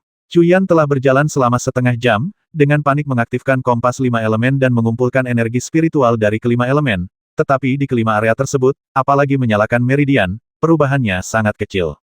Cuyan menyimpulkan bahwa dengan kecepatan ini, mungkin akan membutuhkan setidaknya 50 tahun untuk menyalakan satu meridian di masing-masing dari 5 area. Dia hanya memiliki 80 tahun tersisa jika dia menghabiskan 50 tahun untuk satu ujian ini, dia sebaiknya tidak berpartisipasi dalam penilaian selanjutnya. Aku pasti salah arah, pikir Cuyan dalam hati. Jika semua orang menyerapnya dengan cara ini, bahkan kultivator tahap kesengsaraan pun tidak akan bisa mempercepat kemajuan mereka. Tapi baru 20 tahun berlalu, dan beberapa orang sudah mencapai tingkat keempat. Pasti ada yang mencurigakan. Sayangnya, Cuyan belum bertemu siapapun dalam setengah jam terakhir. Dia telah bertemu cukup banyak binatang ibel, tetapi bahkan yang terlemah pun berada di tahap penyempurnaan agung. Cuyan tidak punya waktu untuk berurusan dengan mereka, jadi dia hanya menyembunyikan auranya dan mengabaikan mereka. Sudah 20 tahun, bahkan mereka yang terjebak di tingkat pertama sudah berada di area tengah hingga akhir tingkat pertama. Apa yang telah kulalui kurang dari 1/10.000 dari tingkat pertama. Cuyan memikirkannya dan menyadari itu masuk akal. Menyerap energi spiritual langit dan bumi saja tidak cukup. Mungkinkah? Pikir Cuyan, dan tiba-tiba kilatan cahaya muncul di matanya. Dia menyadari sepertinya dia telah memasuki kesalahpahaman. Mengumpulkan 5 elemen energi spiritual tidak selalu membutuhkan penyerapan langsung 5 elemen energi spiritual antara langit dan bumi. Memikirkan hal ini, Cuyan segera menggunakan mata ibel sejatinya. Dalam mode mata ibel sejati, seluruh penglihatan Cuyan bergeser. Area tersebut dipenuhi titik-titik cahaya, beberapa kuat, beberapa lemah. Sosok Cuyan berkelebat, muncul di atas rumput 7 daun berwarna emas pucat yang tersembunyi di semak-semak. Rumput daun emas, ramuan spiritual atribut logam. Cuyan segera memetik rumput itu dan meletakkannya di kompas 5 warna. Rumput itu layu dengan cepat, energi spiritual atribut logamnya yang sangat padat diserap sepenuhnya oleh kompas. Cuyan segera merasakan bahwa jumlah energi spiritual atribut logam di dalam kompas sebanding dengan jumlah total energi spiritual yang telah dia serap dari langit dan bumi dalam setengah jam sebelumnya. Jadi begitulah, mata Cuyan berbinar. Ini berarti dia hanya perlu mengumpulkan ramuan spiritual, meningkatkan kecepatannya 100 kali lipat. Tunggu, jika ramuan spiritual berhasil, bagaimana dengan binatang spiritual? Mata Cuyan kembali berbinar. Dia segera mengaktifkan mata ibel sejati dan mengunci target pada seekor binatang buas mirip serigala di kejauhan, dengan tanduk abu-abu panjang dan bulu merah menyala. Dengan kilatan cahaya, dia muncul di hadapan binatang buas itu. Binatang buas ini cukup kuat, setidaknya pada tahap awal alam penyempurnaan agung, tetapi tidak sebanding dengan Cuyan. Dengan satu serangan jari, kekuatan itu menembus tengkorak binatang buas tersebut. Cuyan mengamati bahwa meskipun binatang buas ibel di ruang 5 elemen ini kuat, tidak satu pun dari mereka yang dapat berubah menjadi bentuk manusia, dan mereka juga tidak memiliki roh ibel bawaan yang mirip dengan roh ibel bawaan seorang kultivator. Masing-masing dari mereka memiliki inti ibel, yang berisi jiwa ibel binatang buas dan energi spiritual yang sangat kaya. Cuyan mengeluarkan inti ibel dan meletakkannya di kompasnya. Seketika, inti itu menyusut, berubah menjadi cahaya merah dan kuning, yang masing-masing memasuki wilayah atribut api dan bumi. Adapun jiwa ibel, Cuyan mengeluarkan panji ibelnya dan menyerapnya. Ini benar-benar berhasil. Merasakan jumlah energi spiritual yang sangat besar yang telah diserapnya dari binatang ibel, secercah kegembiraan muncul di mata Cuyan. Setelah menemukan arahnya, Cuyan segera bergerak maju dengan cepat. Kemanapun dia pergi, dia memetik bunga dan ramuan spiritual apapun, dan langsung membasmi binatang ibel di bawah tahap kesengsaraan petir untuk mendapatkan intinya. Dengan bantuan mata ibel sejati, itu praktis curang. Bahkan kultivator tahap kesengsaraan petir pun tidak dapat melampaui kemampuan mata ibel sejati dalam menemukan bunga dan ramuan spiritual. Pendahulu mata ibel sejati adalah mata ibel petir ungu dan mata ilahi roh harta karun, dengan mata ilahi roh harta karun sebagai kemampuan ilahi yang diciptakan khusus untuk menemukan material langka dan berharga, membuat menemukan bunga dan ramuan spiritual semudah mengambil permen dari bayi. Adapun binatang ibel, itu bahkan lebih sederhana tingkat kultivasi mereka sudah cukup. Semakin kuat kultivasinya, semakin kuat energi spiritual yang mereka miliki. Cuyan bergerak cepat, dan kemanapun dia pergi, ramuan spiritual berkualitas baik, bahkan binatang ibel tahap pertengahan hingga akhir penyempurnaan agung, tidak dapat lolos. Akibatnya, energi spiritual di dalam kompas 5 elemen Cuyan melonjak liar. Namun, meskipun begitu, mengaktifkan satu meridian saja masih jauh dari cukup. Jika dipikir-pikir, itu masuk akal. Bahkan jika para kultivator di tahap kesengsaraan lebih lambat dalam mengumpulkan energi spiritual, beberapa dari mereka telah terjebak di tahap pertama selama 20 tahun. Bisa dibayangkan betapa sulitnya mengumpulkan energi spiritual. Sepanjang perjalanan, mereka masih belum melihat kultivator lain sampai 7 hari kemudian. Oh, Cuyan melihat dua kultivator bertarung di ruang terbuka di depannya. Di belakang masing-masing dari mereka melayang bayangan besar kompas 5 elemen, dan satu area dari setiap kompas sudah menyala. Jelas, kedua orang ini telah berada di ruang 5 elemen ini cukup lama. Cuyan tidak bergerak, perlahan mengamati pertarungan mereka. Dia tidak berniat membantu salah satu dari mereka, karena keduanya bukan dari garis keturunan ibel. Salah satu dari keduanya memiliki aura ibel yang menakutkan, sudah setengah menjadi ibel, menyerupai kadal humanoid. Jelas, ini adalah kultivator dari garis keturunan ibel. Yang lainnya memancarkan aura dingin, mengendalikan dua kerangka humanoid di hadapannya. Ini menunjukkan bahwa dia termasuk dalam garis keturunan dunia bawah. Keduanya bertarung sengit jika bukan dari garis keturunan yang sama, mereka terikat oleh permusuhan hidup dan mati. Keduanya kelelahan di akhir, masih ragu-ragu. Tiba-tiba, kultivator hantu itu menggertakkan giginya, dan sebuah kerangka muncul dari tubuhnya. Kerangka ini terpisah dari dagingnya. Ini adalah tubuh tulang kelahiranku, dikultivasi selama 30.000 tahun. Mari kita lihat bagaimana kau menahannya. Basmi. Mata kerangka humanoid itu bersinar merah, dan dua bilah tulang muncul di tangannya, menebas dengan ganas. Kali ini, kultivator ibel itu tidak dapat lagi melawan, tubuhnya terbelah menjadi dua. Serangan kultivator hantu itu sangat cepat, bahkan tidak memungkinkan roh kelahirannya untuk melarikan diri. Seketika itu juga, kerangka kultivator hantu itu kembali memasuki tubuh fisiknya. Setelah kultivator ibel itu mati, token di pinggangnya hancur berkeping-keping, berubah menjadi seberkas cahaya yang terbang ke atas kepala kultivator hantu itu. Pada saat ini, Cuyan dapat melihat 5 hantu token putih melayang di atas kepala kultivator hantu itu. Sepertinya orang ini telah membasmi 5 kultivator. Pikir Cuyan dalam hati, melihat hantu token putih yang melayang di atas kepalanya sendiri dan kemudian ke hantu kultivator hantu itu. Hantu tokennya sendiri muncul setelah membasmi lelaki tua berambut putih itu, dan tidak mungkin untuk dihilangkan. Cuyan hanya mampu menyembunyikannya dengan kekuatan daunnya. Ini keuntungan besar, mata kultivator hantu itu berbinar. Setelah mengambil tas penyimpanan kultivator Ibel itu, dia mengambil kompas kultivator Ibel itu. Kompas yang tidak diklaim itu hancur seketika, dan energi spiritual yang diserapnya meraung keluar, menembus kompas 5 elemen kultivator hantu itu. Kompas 5 elemen kultivator hantu itu berkedip, tetapi hanya satu area yang menyala dengan satu urat yang lainnya tetap tidak berubah. Hampir sampai, basmi 10 lagi, dan aku bisa menyalakan pembuluh darah di 2 area lagi. Kilatan cahaya muncul di mata kultivator hantu itu, tetapi ekspresinya tiba-tiba berubah. Siapa di sana? Orang yang akan membasmimu. Sebuah suara dingin datang dari belakangnya. Dia berputar dan melihat seorang pemuda berambut putih dengan aura ketidakpastian menunjuk ke arahnya. Di atas kepalanya melayang hantu token putih. Kau baru membasmi 1 musuh, aku sudah membasmi 5. Kau mencari kematian. Kultivator hantu itu berteriak dingin, melambaikan tangannya. Seketika, 2 kerangka humanoid muncul, menyerbu ke arah Cuyan. Kedua kerangka ini berada di tahap awal alam kesengsaraan petir. Karena kau sudah mati, jangan keluar lagi, waktu. Ujung jari Cuyan meledak dengan ki ibel waktu, berubah menjadi aliran waktu yang menyebar dengan cepat seperti gelombang. Saat kedua kerangka humanoid itu mendekat, retakan perlahan muncul di tubuh mereka. Kemudian, tubuh mereka roboh, akhirnya berubah menjadi abu dan benar-benar hancur di bawah erosi energi ibel waktu. Kau seorang kultivator ibel. Pupil kultivator hantu itu menyempit, lalu kilatan kejam muncul di matanya, dan kerangka kelahirannya muncul dari tubuhnya sekali lagi. Terlambat, waktu, bekukan. Dalam sekejap, arus waktu berbalik, membekukan waktu di area ini. Kultivator hantu, yang baru saja melangkah keluar, membeku di tempatnya. Tapi pembekuan itu hanya berlangsung sesaat. Tapi itu sudah cukup. Mati. Tinju kanan Cuyan melesat. Kali ini, dia melepaskan kekuatan transformasi 100 binatang, mengubah tinju kanannya menjadi tinju kera raksasa yang memancarkan kilau logam. Kekuatannya meledak saat dia memberikan pukulan dahsyat. Tubuh kultivator hantu itu langsung hancur. Cuyan meraih dengan tangannya yang besar, langsung menarik roh kelahiran kultivator hantu itu dari tubuhnya.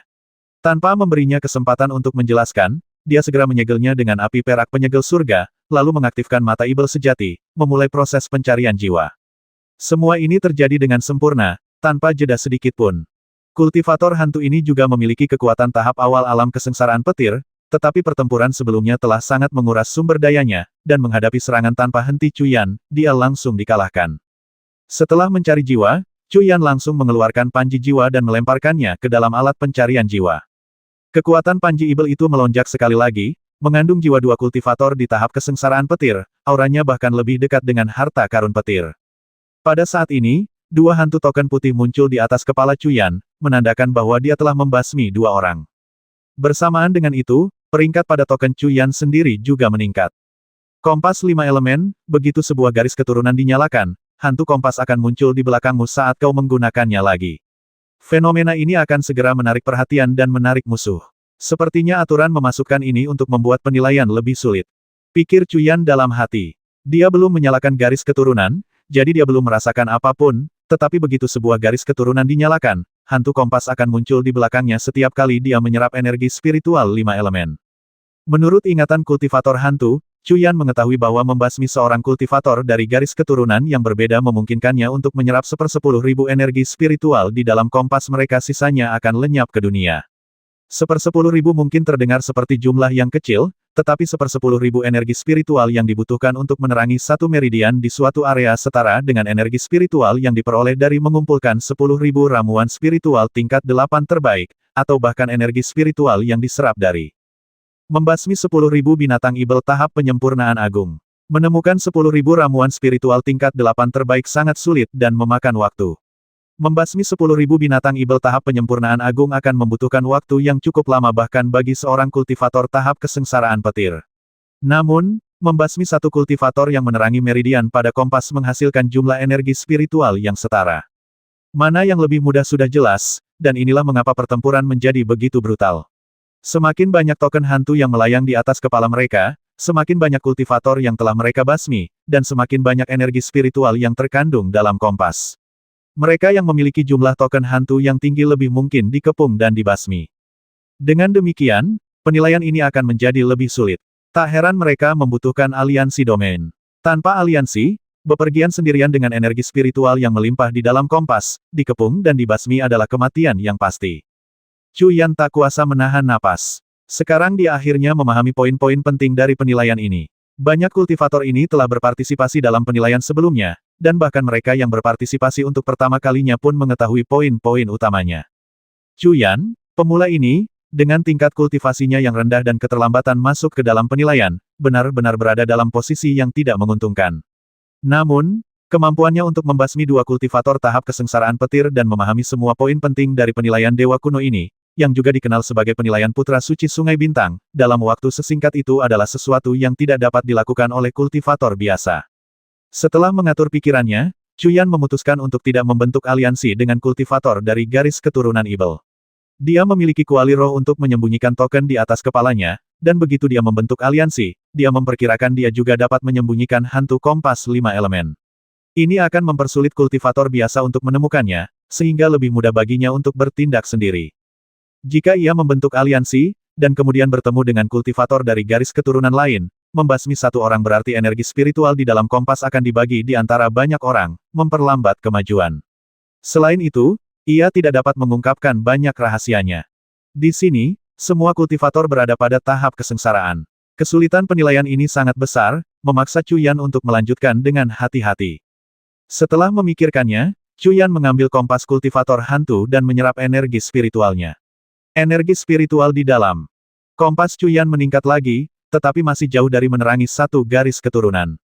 Chuyan terus maju, bertemu semakin banyak kultivator saat ia menjelajah lebih dalam. Ia tidak akan menyerang siapapun lebih dari satu orang, tetapi tanpa ampun memusnahkan kultivator tunggal dari garis keturunan lain. Tanpa disadarinya, 1 bulan telah berlalu sejak penilaian dimulai, dan Chuyan telah membasmi 16 kultivator. 16 hantu token putih sekarang tergantung di atas kepalanya jika tidak, mereka akan menarik perhatian jika bukan karena penyembunyian roh Taois. Dengan mata Ibel sejati, kecepatan Chuyan dalam mengumpulkan ramuan spiritual lebih dari 10 kali lipat kecepatan kultivator kesengsaraan biasa. Dalam keadaan ini, satu garis keturunan di area elemen logam dari kompas 5 elemennya akhirnya menunjukkan pergerakan, dan Chuyan melihat harapan akan terwujudnya garis keturunan tersebut. Energi spiritual yang begitu padat. Pada hari ini, Chuyan, dengan mata Ibel sejatinya, menemukan sebuah lembah kecil dengan energi spiritual yang sangat padat.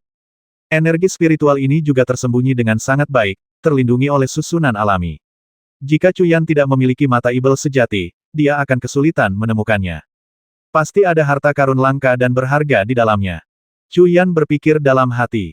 Dia menyembunyikan auranya secara ekstrim, sosoknya melesat, dan dia mendekat dengan kecepatan kilat. Setelah menemukan titik tinggi, dia melihat ke bawah. Pada saat ini, di dalam lembah, di sebuah bukit kecil yang tingginya tidak lebih dari 10 kaki, tumbuh bunga spiritual biru es dengan 9 kelopak. Tingkat rendah ke-9, bunga biru es beku. Secercah kegembiraan muncul di mata Chuyan. Ini adalah bunga spiritual tingkat 9.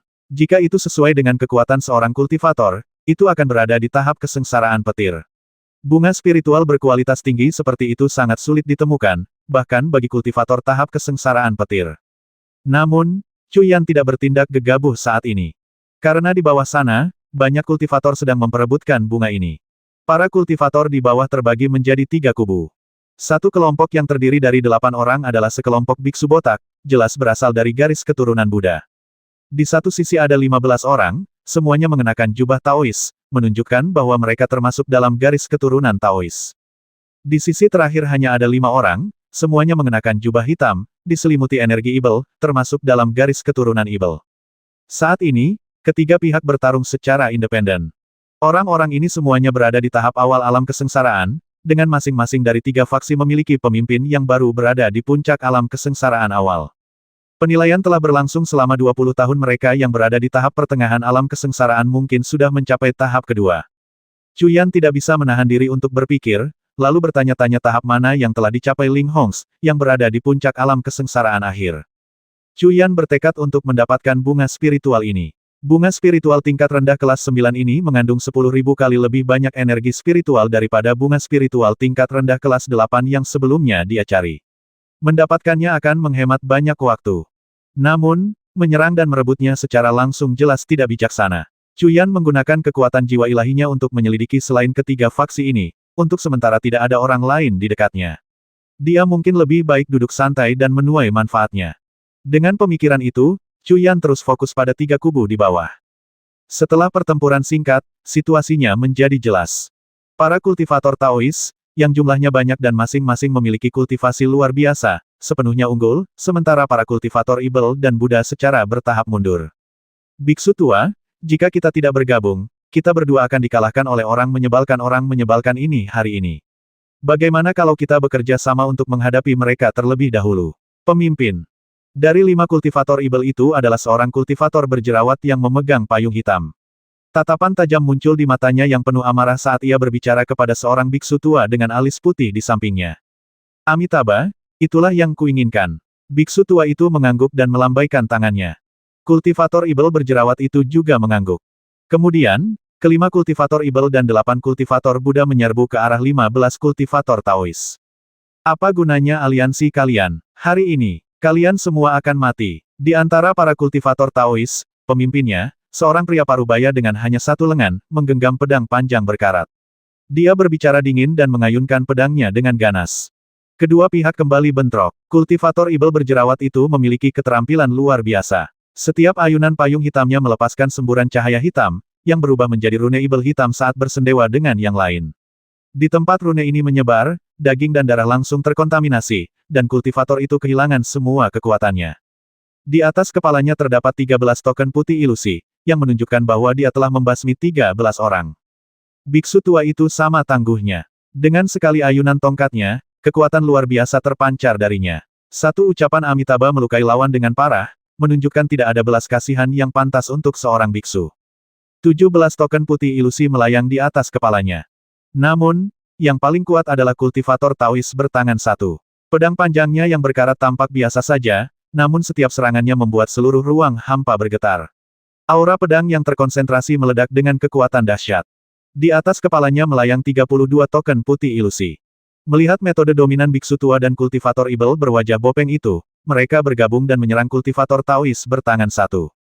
Kultivator Taois bertangan satu itu tak kenal takut, bertarung 2 lawan 1, dan bahkan unggul. Orang ini berada di puncak tahap awal kesengsaraan petir, hanya selangkah lagi menuju tahap menengah. Cuyan, dengan mata Ibel sejati yang aktif, segera membuat penilaiannya. Payung Ibel, buka. Kultivator Ibel berwajah bopeng itu melambaikan tangannya, dan payung hitam yang tadinya tertutup tiba-tiba terbuka. Serangga terbang hitam yang tak terhitung jumlahnya, berdengung, menyerbu ke arah kultivator Taois bertangan satu itu. Serangga hitam ini semuanya sangat kuat, masing-masing memiliki kultivasi tahap pemurnian void, dan jumlahnya puluhan ribu. Bersama-sama, mereka pasti bisa membasmi kultivator tahap kesengsaraan petir. Taois tua, ini adalah serangga Ibel kelahiranku, dipelihara selama puluhan ribu tahun. Mari kita lihat bagaimana kau menghancurkan mereka. Mata kultivator Ibel itu menunjukkan kegilaan saat dia mengucapkan mantra. Seketika, kawanan serangga Ibel itu berubah menjadi kepala hitam raksasa dengan 2 tanduk. Ia membuka mulutnya yang besar dan menerjang Taois bertangan satu itu. Hancurkan. Melihat ini, mata Taois bertangan satu itu berkilat mengejek saat dia mengacungkan pedang hitam berkaratnya dan menusukkannya. Ya, tusukan. Serangan pedang ini tampak lambat, namun secepat kilat. Bang! Aura pedang yang sangat menakutkan meletus dari ujung pedang, menghancurkan seluruh kawanan serangga Ibel hitam. Telapak penakluk harimau. Melihat ini, mata kultivator Buddha tua itu berkilat, dan lengan kanannya tiba-tiba membesar hingga setebal ember, berkilauan dengan cahaya emas yang tak terbatas. Yang paling luar biasa, telapak tangannya langsung berubah menjadi sebesar pintu, memancarkan cahaya keemasan, dan menghantam Taois bertangan satu itu. Kultivator tubuh. Tatapan Cuyan bergeser. Dia telah memperhatikan fisik luar biasa kultivator Buddha tua itu, dan teknik ini jelas menunjukkan bahwa dia adalah kultivator tubuh. Pendekar pedang bertangan satu itu masih memasang tatapan mengejek di matanya, mengangkat pedang panjangnya dan menusukkannya ke depan. Klang! Suara dentingan logam terdengar. Pedang ini bukan hanya gagal membelah telapak tangan yang lunak itu, tetapi bahkan percikan api beterbangan. Teknik kultivasi tubuh biksu tua ini sebenarnya agak mirip dengan tubuh emas abadi milik Cuyan. Amitabha, kau tidak bisa menembus tubuh emas biksu sederhana ini. Gumam biksu tua itu, lalu mengencangkan cengkeramannya, menggenggam pedang berkarat itu dengan kuat. Tidak bisa menembusnya, kau biksu tua botak, kau terlalu percaya diri. Kilatan cahaya muncul di mata pendekar pedang bertangan satu itu, dan auranya tiba-tiba meledak. Cahaya tak terbatas berkelap-kelip di pedang besi berkarat itu, disertai suara petir. Puff! Darah berceceran tangan biksu tua itu tidak hanya terbelah, tetapi setengahnya terputus. Ini, harta karun petir. Ekspresi biksu tua itu berubah drastis. Pedang besi berkarat itu sekarang berderak dengan petir. Ini bukan petir yang terbentuk dari kekuatan roh petir, melainkan mengandung aura petir surgawi sejati. Harta karun petir adalah sesuatu yang tidak pernah bisa dimiliki oleh kultivator di tahap awal kesengsaraan petir. Hanya kultivator di tahap menengah kesengsaraan petir yang dapat memurnikan harta karun menggunakan kekuatan sisa petir surgawi selama masa kesengsaraan mereka. Kultivator Taois bertangan satu ini, yang kekuatannya bahkan belum mencapai tahap menengah kesengsaraan petir, benar-benar memiliki harta karun petir. Ini adalah sesuatu yang tidak pernah bisa dibayangkan oleh biksu tua dan kultivator ibel berwajah bopeng itu. Jika mereka tahu, mereka tidak akan pernah berani melawannya di sini. Namun, keadaan sudah mencapai titik ini, kedua pihak sudah terkunci dalam pertarungan hidup dan mati, dan melarikan diri hampir mustahil. Jiwa asli. Dengan ini, kultivator ibel berbekas cacar melepaskan jiwa aslinya ke medan perang, tanpa menahan apapun. Biksu tua itu juga melepaskan jiwa aslinya. Keduanya bertarung mati-matian, menyerbu ke arah kultivator Taois bertangan satu. Pertempuran semakin intensif dengan cepat. Tak lama kemudian, kedua pihak menderita korban. Di pihak Taois, selain kultivator bertangan satu, hanya 7 orang yang tersisa. Kultivator Buddha dan ibel bernasib lebih buruk, hanya biksu tua dan kultivator ibel berbekas cacar yang tersisa. Hanya 2 kultivator Buddha dan 3 kultivator ibel yang selamat. Kultivator Taois bertangan satu telah sepenuhnya mengalahkan biksu tua dan kultivator ibel berbekas cacar, hasilnya jelas. Bang! Sebuah serangan pedang seperti pelangi, kultivator Taois bertangan satu membuat biksu tua dan kultivator berbekas cacar memuntahkan darah saat mereka mundur. Baik biksu tua maupun kultivator ibel berbekas cacar terluka parah. Jiwa leluhur biksu tua itu telah terputus, dan meskipun jiwa leluhur kultivator ibel berbekas cacar itu tidak runtuh, jiwanya telah terbelah dua. Pertempuran telah berakhir. Taois bertangan satu itu mencibir, mengangkat pedangnya untuk menatap keduanya. Kalian berdua, hari ini, kalian bisa. Tetapi pada saat itu, pendekar pedang bertangan satu itu merasakan aura dingin yang luar biasa menerjangnya dari belakang. Dia berputar, bang bang bang. Tepat saat dia berbalik, 3 serangan jari abu-abu datang berturut-turut dengan cepat. Pendekar pedang bertangan satu itu bereaksi cepat, memblokir 2 di antaranya, tetapi yang ketiga masih mengenai tubuhnya. Seketika, es abu-abu menyebar dengan cepat di sekujur tubuhnya, membekukannya seketika. Tanpa memberinya kesempatan untuk bereaksi, ruang di sekitarnya membeku seketika. Sebuah sosok melintas. Kemudian, waktu yang membeku kembali. Bang! Pendekar pedang bertangan satu itu menghancurkan es, menatap pendatang baru itu, dan meraung, basmi dia. Tidak perlu mengatakan apa-apa, mereka semua mati. Kata Cuyan dengan tenang. Di belakangnya, ketujuh kultivator Taois itu semuanya memiliki pola ibel abu-abu yang berkelebat di antara alis mereka, lalu tubuh mereka layu. Ketujuh jiwa itu langsung diserap ke dalam panji ibel yang berdiri di samping Cuyan. Di atas kepala Cuyan, hantu token putih tidak lagi tersembunyi. Total 23 hantu token putih melayang. Dalam sekejap, situasinya berbalik. Mata biksu tua itu menunjukkan keterkejutan. Kultivator ibel yang terluka parah dan berbekas cacar itu memandang Cuyan dengan kegembiraan di matanya dan meraung, "Saudaraku, tolong aku." Mati. Pendekar pedang bertangan satu itu benar-benar marah. Dia, yang tadinya berada di ambang kemenangan, terlempar ke dalam kekacauan oleh seorang kultivator yang muncul entah dari mana. Dalam sekejap, kekuatan kultivasinya meledak, dan energi pedang mengamuk dari pedang panjang berkarat di tangannya, mengandung kekuatan guntur surgawi. Aku awalnya berada di tahap pertengahan alam kesengsaraan guntur, tetapi aku jatuh karena cedera. Kultivasi macam apa yang kau miliki untuk menantangku? Di bawah pedang ini, semuanya bisa dihancurkan. Mati. Saat dia berbicara, energi pedang yang sangat besar dari kultivator Taois bertangan satu itu, yang mengandung kekuatan guntur surgawi, menebas dengan kekuatan untuk memusnahkan segalanya. Selesai. Ekspresi biksu tua dan kultivator ibel berwajah bopeng itu berubah drastis. Pedang ini memiliki aura kesengsaraan petir tingkat menengah. Bisa menembus segalanya, sungguh lelucon, kata Cuyan dingin, sambil menyemburkan seberkas cahaya hitam. Ternyata itu adalah batu hitam pekat dengan pola biru, yang mengembang tertiup angin, dan langsung berubah menjadi sebesar gunung kecil. Bang! Benda ini tak lain adalah batu ibel. Kekerasan batu ibel belum pernah terjadi sebelumnya, bahkan Zundaitian, kultivator tingkat menengah puncak kesengsaraan petir, tidak dapat menghancurkannya, apalagi kultivator pedang ini yang kultivasinya telah merosot ke tingkat awal kesengsaraan petir. Pedang panjang berkarat itu melepaskan kekuatan yang belum pernah terjadi sebelumnya, langsung menyerang batu ibel. Batu ibel bergetar hebat di langit, terdorong mundur puluhan kaki oleh tekanan energi pedang. Cuyan merasakan darahnya bergejolak, tetapi dia dengan paksa mencegah dirinya muntah darah, menekan ekspresinya ke keadaan normal. Serangan kultivator pedang bertangan satu ini adalah upaya penuh, melepaskan kekuatan kultivator tingkat menengah kesengsaraan petir. Cuyan sekarang dapat membasmi kultivator tingkat awal kesengsaraan petir, tetapi melawan kultivator tingkat menengah, dia masih perlu bertarung. Meskipun batu ibel terdorong mundur puluhan kaki, ia tetap tidak rusak sama sekali. Ini, tidak mungkin. Pada saat ini, wajah kultivator pedang bertangan satu itu pucat, kekuatan serangan pedangnya telah lenyap sepenuhnya, dan matanya dipenuhi keheranan. Dia tidak melihat sesuatu yang istimewa tentang batu aneh ini. Bagaimana mungkin batu ini dapat menahan serangan pedang ini tanpa mengalami kerusakan sedikit pun? Sudah berakhir, kata Cuyan dingin, dan panji ibel di sampingnya tiba-tiba berayun. Seketika, 9 penguasa ibel yang terbentuk dari jiwa-jiwa tahap awal kesengsaraan petir, dan lebih dari 100 penguasa ibel yang terbentuk dari jiwa-jiwa tahap penyempurnaan agung, meraung maju.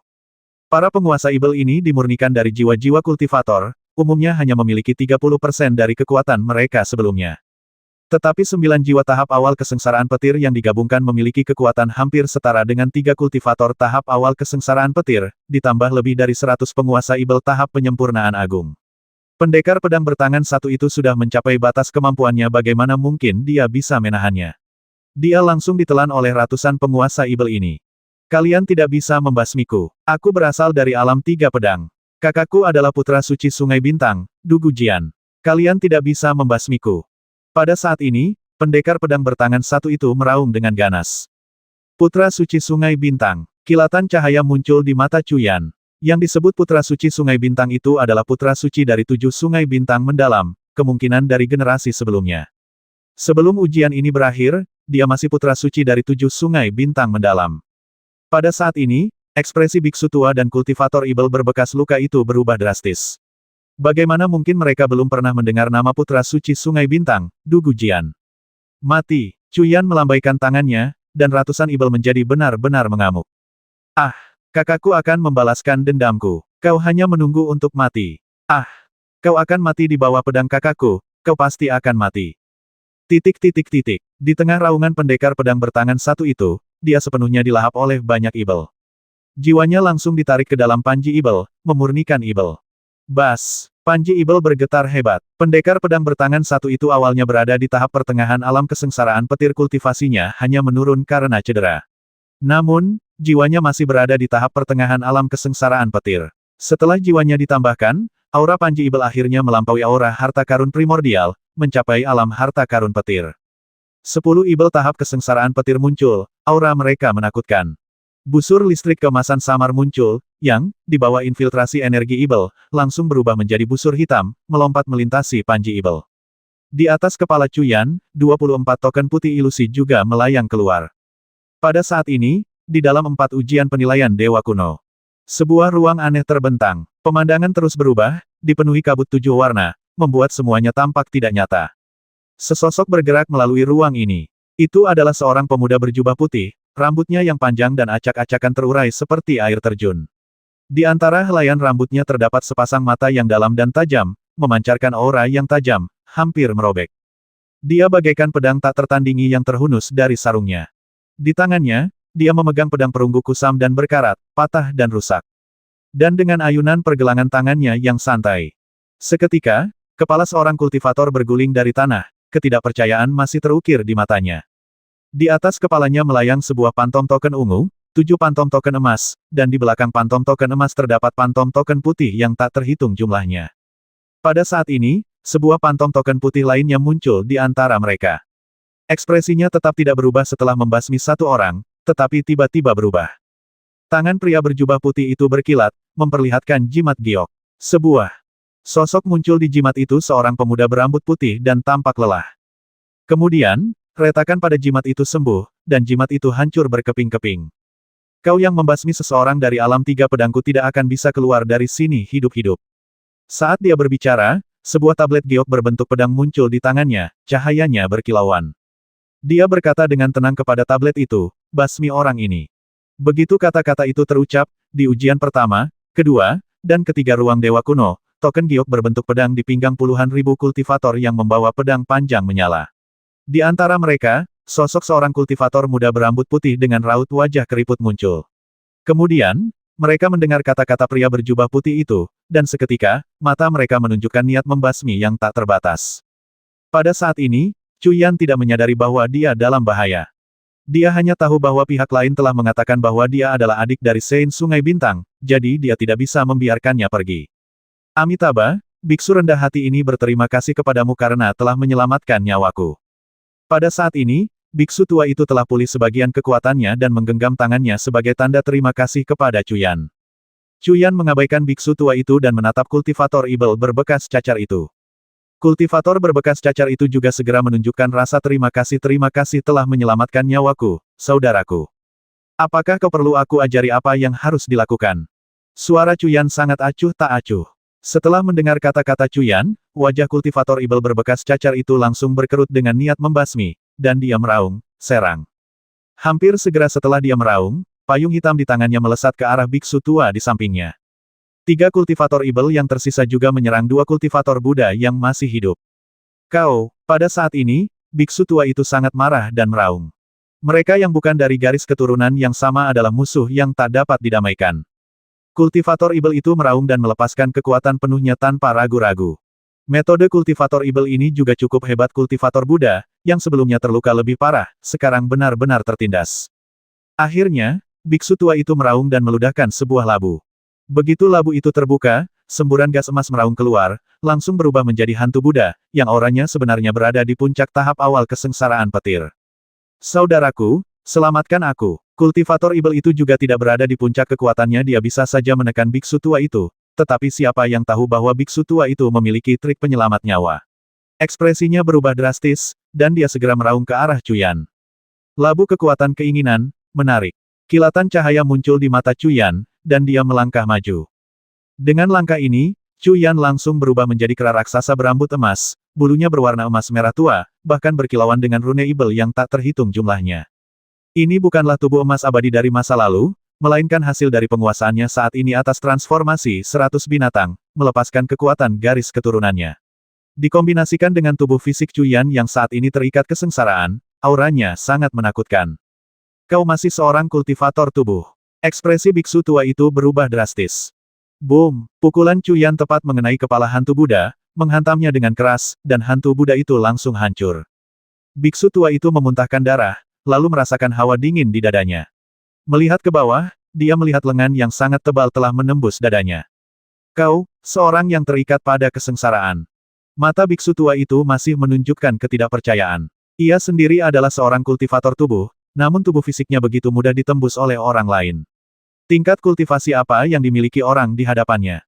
Kau tidak perlu tahu terlalu banyak, kata Cuyan, menarik tangannya dan memegang sebuah jiwa di dalamnya. Ia dengan santai melemparkannya ke Panji Ibel. Panji Ibel itu meraung lagi, melepaskan jiwa kultivator tahap kesengsaraan lainnya, auranya semakin kuat sekali lagi. Namun, masih jauh dari harta petir tingkat menengah. Di atas kepala Cuyan, hantu token putih telah berlipat ganda menjadi 25. Di sisi lain, 3 kultivator ibel telah kehilangan 1, akhirnya memusnahkan 2 kultivator Buddha yang tersisa. Cuyan tidak berlama-lama, mengumpulkan jiwa kultivator tahap kesengsaraan yang gugur ke dalam Panji Ibel. Terima kasih atas kebaikanmu yang besar, saudaraku. Kultivator berbekas cacar itu segera mengungkapkan rasa terima kasihnya kepada Cuyan. Namun, sedikit kekhawatiran masih terselingering di matanya. Meskipun mereka berasal dari garis keturunan kultivasi ibel yang sama dan saling mendukung, bukan hal yang aneh bagi anggota garis keturunan yang sama untuk saling bertarung secara terpisah demi harta karun. Terlebih lagi, orang di hadapannya telah membasmi adik laki-laki Dugu Jian, sebuah kejadian yang disaksikannya sendiri, membuat kultivator berbekas luka itu sangat gelisah. Dengan kemampuan kultivator tersebut, melenyapkan 3 kultivator yang tersisa di pihak mereka akan menjadi tugas yang mudah.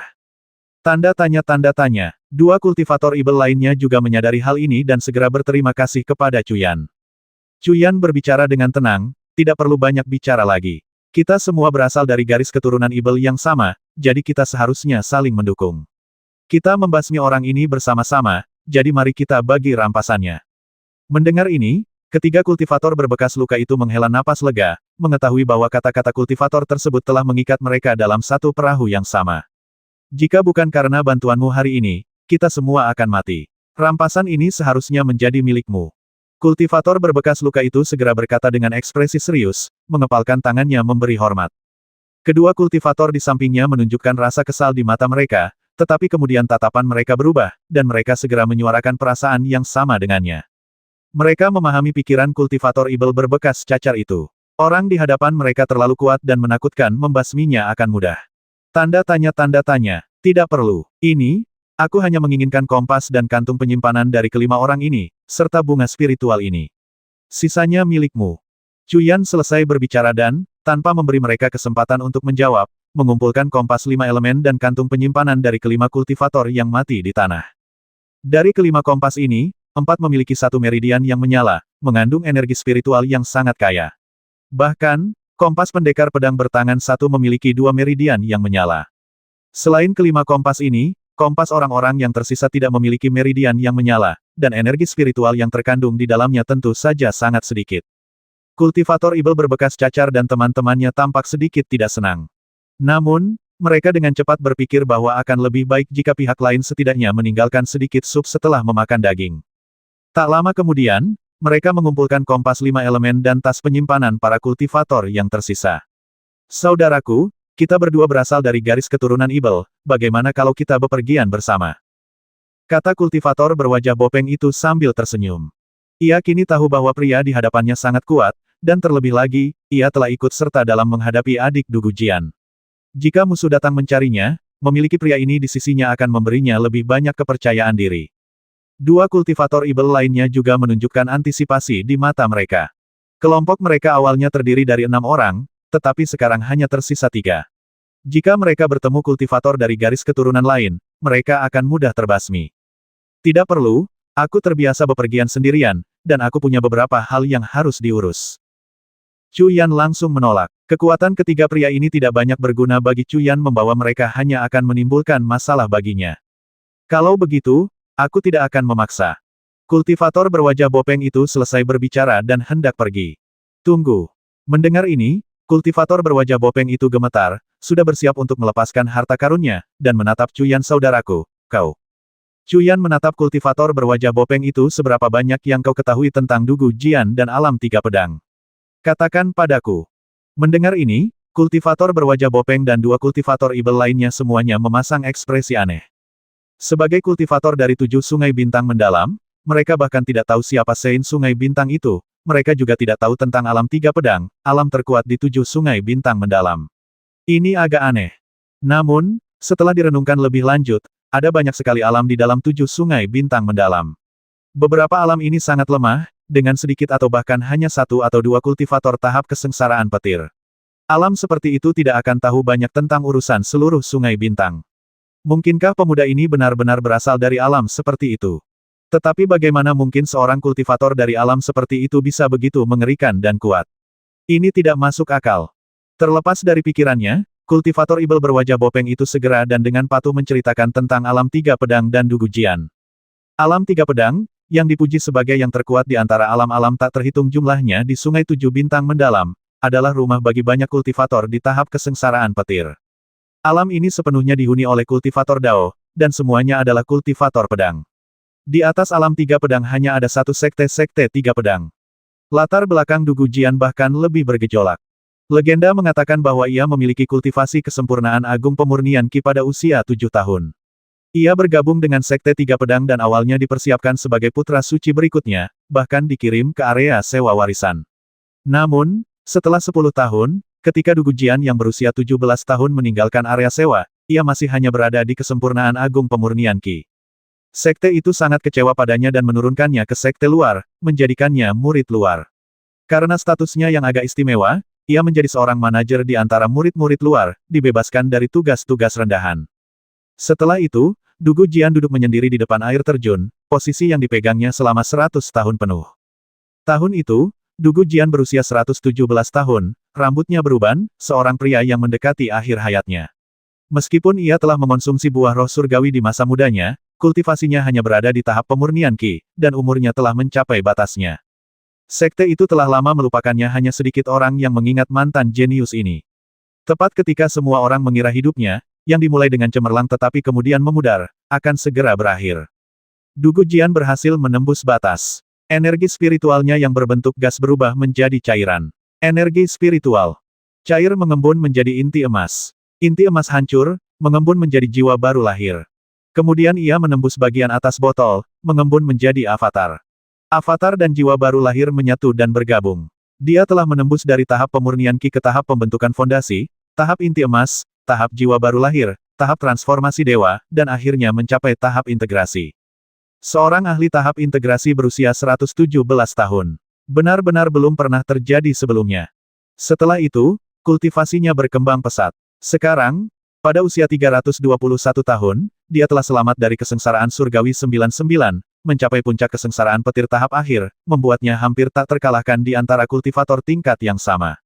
Lebih jauh lagi, dia telah mencapai tingkat kelima dalam ujian Dewa Kuno 10.000 tahun yang lalu. Tidak seorang pun di antara generasi Dugu Jian pernah mencapai tingkat kelima. Dengan demikian, Dugu Jian menjadi salah satu dari 7 sungai bintang mendalam, menjadi putra suci sungai bintang. Setelah mendengarkan kisah kultivator berbekas cacar itu, mata Chu Yan dipenuhi dengan keseriusan. Chu Yan mengira bakatnya cukup kuat sepanjang perjalanannya dari alam fana ketiga surga dunia roh, dia hampir tidak pernah bertemu siapapun dengan bakat yang lebih unggul. Namun, kini, Dugu Jian ini benar-benar membuat Chu Yan merasa bahwa dialah lawannya. Dia memasuki tahap integrasi pada usia 117 tahun dan sekarang berada di puncak tahap akhir kesengsaraan petir, dan belum pernah bertemu lawan. Dapat dikatakan bahwa Dugu Jian melampauinya dalam hal bakat dan kultivasi. Sekarang, setelah membasmi adik laki-laki pria ini, permusuhan praktis tidak dapat didamaikan. Namun, temperamen Chu Yan berada di luar jangkauan orang biasa. Dia sudah membasminya tidak perlu berpikir terlalu banyak. Dia akan menghadapi apapun yang datang kepadanya. Baiklah, kalian bisa pergi sekarang. Aku ada beberapa urusan. Kata Chu Yan dengan tenang. Saudara, kalau begitu kami pamit. Kultivator Ibel berwajah bopeng itu tidak berkata apa-apa lagi dan membawa keduanya pergi. Setelah mereka pergi, Chu Yan mulai mengatur hasil jerih payahnya. Kali ini, hasil panennya sangat besar. Setelah menyerap energi spiritual dari 5 kompas secara berurutan, salah satu urat di area atribut air dari kompas 5 elemen akan menyala. Secercah kegembiraan muncul di mata Chu Yan. Energi spiritual yang ia peroleh kali ini pasti membutuhkan waktu lama untuk ia kumpulkan sendiri. Chu Yan kemudian memeriksa kantung penyimpanan kelima orang itu. Mereka semua adalah kultivator di tahap kesengsaraan. Kantung penyimpanan mereka penuh dengan kristal spiritual, yang tentu saja tidak akan ragu untuk dikumpulkan oleh Chu Yan. Banyak harta karun di sini juga cukup berharga, tetapi pada akhirnya, pandangan Chu Yan tertuju pada 2 benda. Salah satunya adalah pedang besi berkarat milik kultivator Ibel bertangan satu. Pedang ini adalah harta karun petir, dengan kualitas yang sangat tinggi. Ini bukan harta karun kelahiranku.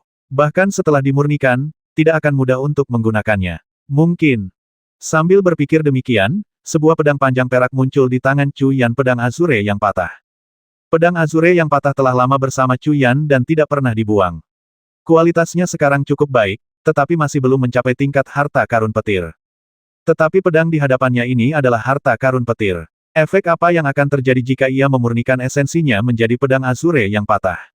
Sambil berpikir demikian, 1000 api emas murni segera muncul di tangan Chu Yan, dan dia mulai memurnikan pedang besi itu.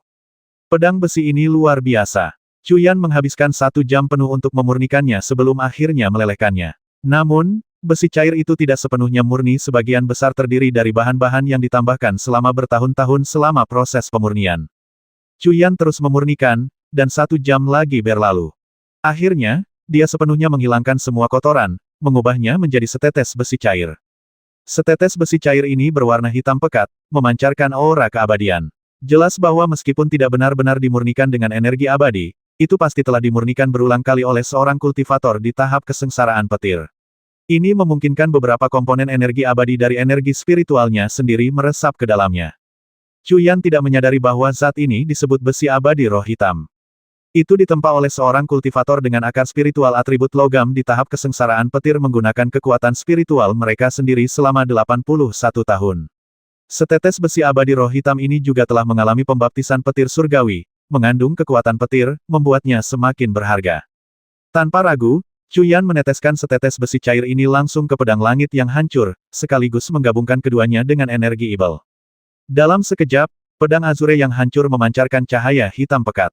Bas! Setengah jam kemudian, pedang itu berdengung, busur listrik hitam muncul di permukaannya, bersama dengan rune Ibel yang tak terhitung jumlahnya. Harta karun petir. Mata Chu Yan berbinar terkejut. Melalui penempaan ini, pedang Azure yang hancur benar-benar telah mencapai alam harta karun petir. Begitu Chu Yan menggenggam pedang itu, aura yang sangat ganas dan dahsyat meletus darinya.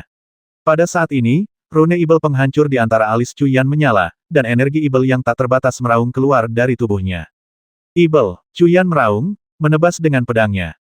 Dengan serangan ini, energi ibel yang tak terbatas mengembun menjadi aura pedang ibel yang sangat kuat dan menakutkan, mengandung kekuatan yang sangat dahsyat dan mengerikan. Boom! Sebuah gunung di kejauhan terbelah menjadi dua oleh pedang Cuyan, memperlihatkan jurang sepanjang ribuan kaki. Inilah kekuatan harta karun petir. Tepat saat itu, beberapa kultivator lewat. Melihat pemandangan ini, ekspresi mereka berubah drastis. Harta karun petir adalah sesuatu yang hanya dapat dimiliki oleh kultivator di tingkat menengah alam kesengsaraan petir. Melihat ini, banyak kultivator melarikan diri dengan kecepatan tinggi. Di dalam istana emas berbintang, anak ini benar-benar menempa dua harta karun petir sendiri. Sungguh luar biasa, menempa harta karun petir dengan kultivasi kultivator tingkat kesempurnaan agung sungguh tak terbayangkan. Dan panji ibel itu juga sangat luar biasa. Dengan panji ini di tangannya, kultivator kesengsaraan petir tingkat awal biasa tidak ada apa-apanya. Pada saat ini, 500 sudo abadi di aula semuanya menunjukkan keterkejutan di mata mereka. Seorang kultivator tingkat kesempurnaan agung menempa harta karun petir hal semacam ini, secara teori, tidak mungkin, karena hanya kultivator kesengsaraan petir tingkat awal yang memicu kesengsaraan petir selama terobosan mereka ke tingkat menengah yang dapat menempa harta karun petir. Tanpa diduga, Cuyan mengambil pendekatan yang berbeda. Itu juga karena kekuatannya yang dahsyat. Jika Cuyan tidak memiliki kekuatan untuk membasmi kultivator kesengsaraan petir, bagaimana dia bisa mengumpulkan jiwa mereka, dan bagaimana dia bisa meningkatkan panji ibel menjadi harta karun petir. Dan tanpa kekuatan untuk membasmi kultivator tingkat kesengsaraan petir, bagaimana mungkin dia mendapatkan pedang besi pendekar pedang bertangan satu, yang kemudian dia gunakan untuk membantu harta karunnya sendiri mencapai tingkat harta karun petir. Yang terpenting, adalah kekuatannya. Bagi seorang kultivator tingkat penyempurnaan agung akhir untuk memiliki kekuatan yang begitu dahsyat sungguh tak terbayangkan bagi siapapun. Para pelindung kiri dan kanan, bagaimana menurut kalian? Tanya wanita bermahkota emas itu sambil tersenyum. Bakat anak ini memang luar biasa, tetapi dia tidak memiliki kekuatan untuk melawan Du Gujian. Terlebih lagi, dia membasmi adik Du Gujian. Ada 9.623 kultivator dari alam tiga pedang yang berpartisipasi dalam penilaian ini, dan semua tablet jiwa terikat hidup mereka telah meninggalkan jejak mereka pada Du Gujian. Sekarang setelah Du Gujian memberi perintah, lebih dari 9.000 kultivator tingkat kesengsaraan petir dari alam tiga pedang akan mengepung dan membasmi Cuyan ini. Dia sudah tamat. Kata tetua beralis kuning itu segera. Memang, meskipun bakat Cuyan kuat, itu jauh lebih rendah daripada Du Gujian. Jika Cuyan bisa berkembang selama 1000 tahun lagi, mungkin saja, tetapi sekarang, kematiannya tak terhindarkan. Tambah tetua botak itu. Jangan lupa, meskipun Du Gujian mencapai puncak alam kesengsaraan tahap akhir pada usia 321 tahun, dia bereinkarnasi dan terlahir kembali, membangkitkan ingatan kehidupan masa lalunya untuk mencapai kultivasi yang begitu cepat. Dalam kehidupan sebelumnya, dia mencapai tingkat kelima ujian Sungai Bintang 10.000 tahun yang lalu, di mana kultivasinya telah mencapai puncak alam kesengsaraan tahap akhir. Dibandingkan dengan itu, bakat Cuyan jauh melampauinya. Wanita bermahkota emas itu segera berbicara dingin. Mendengar ini, tetua beralis kuning dan tetua botak itu terdiam sejenak. Kisah Du Gujian bukanlah rahasia di 7 sungai bintang mendalam. 10.000 tahun yang lalu, Du Gujian sudah memiliki puncak alam kesengsaraan tahap akhir, dan pada saat itu, dia sudah berusia lebih dari 10.000 tahun. Dia mencapai tingkat kelima ujian Dewa Kuno, dan kemudian mencoba menembus ke kesempurnaan agung alam kesengsaraan untuk mengaktifkan pilar roh abadi, tetapi gagal dan binasa. Awalnya, orang-orang mengira bahwa anak ajaib generasi ini akan lenyap dari dunia, tetapi kemudian sebuah keajaiban terjadi. 321 tahun yang lalu, seorang pemuda lahir di keluarga Dugu dari alam tiga pedang. Pemuda ini memiliki bakat luar biasa dan kemudian bergabung dengan Sekte Tiga Pedang. Pada usia 17 tahun, ia memulai masa meditasi yang berlangsung selama 100 tahun penuh. Pada usia 117 tahun, kultivasinya mencapai tahap integrasi. Pada saat itu, ingatannya tentang kehidupan sebelumnya terbangun, dan dia mengetahui bahwa identitasnya di kehidupan sebelumnya adalah Du Gujian, jenius tak tertandingi dari Sekte Tiga Pedang 10.000 tahun yang lalu dan pemimpin sekte dari Sekte Tiga Pedang. Sejak saat itu, dia sekali lagi berkelana di dunia dengan nama Du Gujian. Dengan pengalaman kultivasi dari kehidupan sebelumnya, ditambah dengan bakat luar biasanya di kehidupan ini, ia mencapai hanya dalam 321 tahun apa yang membutuhkan waktu 10.000 tahun untuk dicapai di kehidupan sebelumnya. Ini adalah Du Gujian, Putra suci dari 7 sungai bintang mendalam menghilang selama hampir 9.700 tahun setelah kematian Dugu Jian di kehidupan sebelumnya. Ketika ingatan kehidupan sebelumnya terbangun di kehidupan ini, ia sekali lagi ditunjuk sebagai putra suci sungai bintang oleh penguasa sungai bintang. Membangkitkan ingatan kehidupan masa lalu sangatlah langka, hanya terjadi beberapa kali di zaman kuno, dan setiap orang yang telah membangkitkan ingatan tersebut telah menjadi pembangkit tenaga yang tak tertandingi. Meskipun Cuyan memiliki bakat luar biasa, dia belum sepenuhnya matang. Guru, apakah Anda yakin anak ini dapat bertahan melawan lebih dari 9.000 tokoh kuat dari alam tiga pedang? Tanya tetua beralis kuning itu lagi. Terlalu dini untuk mengatakan apapun sekarang. Mari kita tunggu dan lihat. Kata wanita bermahkota emas itu dengan tenang. Yang lain tetap diam, semuanya menatap kembali ke layar cahaya. Pada saat ini, mata Cuyan bersinar dengan kegembiraan yang luar biasa. Kekuatan harta karun petir hampir tak terkalahkan di tahap awal kesengsaraan petir. Sekarang, dengan pedang Azure yang patah dan Panji Ibel, dia tak gentar bahkan melawan kultivator kesengsaraan petir tingkat menengah di level pertama. Setelah menyimpan pedang Azure yang patah, Cuyan melihat harta karun lainnya. Harta karun ini tak lain adalah labu pemberi keinginan milik biksu tua itu. Cuyan memiliki sedikit pemahaman tentang labu kekuatan keinginan ini. Di Liangzhu, ketika ia menyelamatkan gurunya, Tetua Kong, ia telah berinteraksi dengan banyak kultivator Buddha, yang semuanya memiliki kultivasi kekuatan keinginan. Cuyan menduga bahwa meskipun labu kekuatan keinginan itu bukan termasuk harta karun petir, itu adalah salah satu yang dapat berkembang kekuatannya tanpa batas. Semakin banyak kekuatan keinginan yang terkandung di dalamnya, semakin kuat ia akan menjadi. Kekuatan keinginan di dalam labu ini cukup besar, tetapi aku ingin tahu bagaimana cara mengembangkannya. Pikir Cuyan, mencari-cari lagi di kantong penyimpanan biksu tua itu, akhirnya menemukan teks kuno tentang kultivasi teknik ini. Teks ini tidak lengkap dan tidak berjudul. Namun, aura kunonya membuat Cuyan merasakan sifatnya yang luar biasa.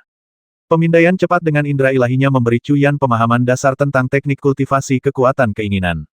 Teknik ini tidak bergantung pada kultivasi subjektif seseorang, sebaliknya, ia membutuhkan orang lain untuk membuat patung diri sendiri dan menyembahnya dengan khusyuk. Dengan cara ini, seseorang akan memperoleh kekuatan keinginan. Semakin tulus hati pemuja, semakin lama pemujaan berlangsung, semakin banyak orang yang memuja, dan semakin kuat kultivasi pemuja, semakin besar kekuatan sumpah yang diterima orang yang dipuja. Teknik ini benar-benar unik. Teknik ini sebenarnya membutuhkan bantuan orang lain untuk berkultivasi. Cuyan merenung. Untuk menguasai teknik ini, ada dua jalan. Pertama, secara paksa menekan sekelompok kultivator, mengancam nyawa mereka untuk memaksa mereka memuja patungnya siang dan malam.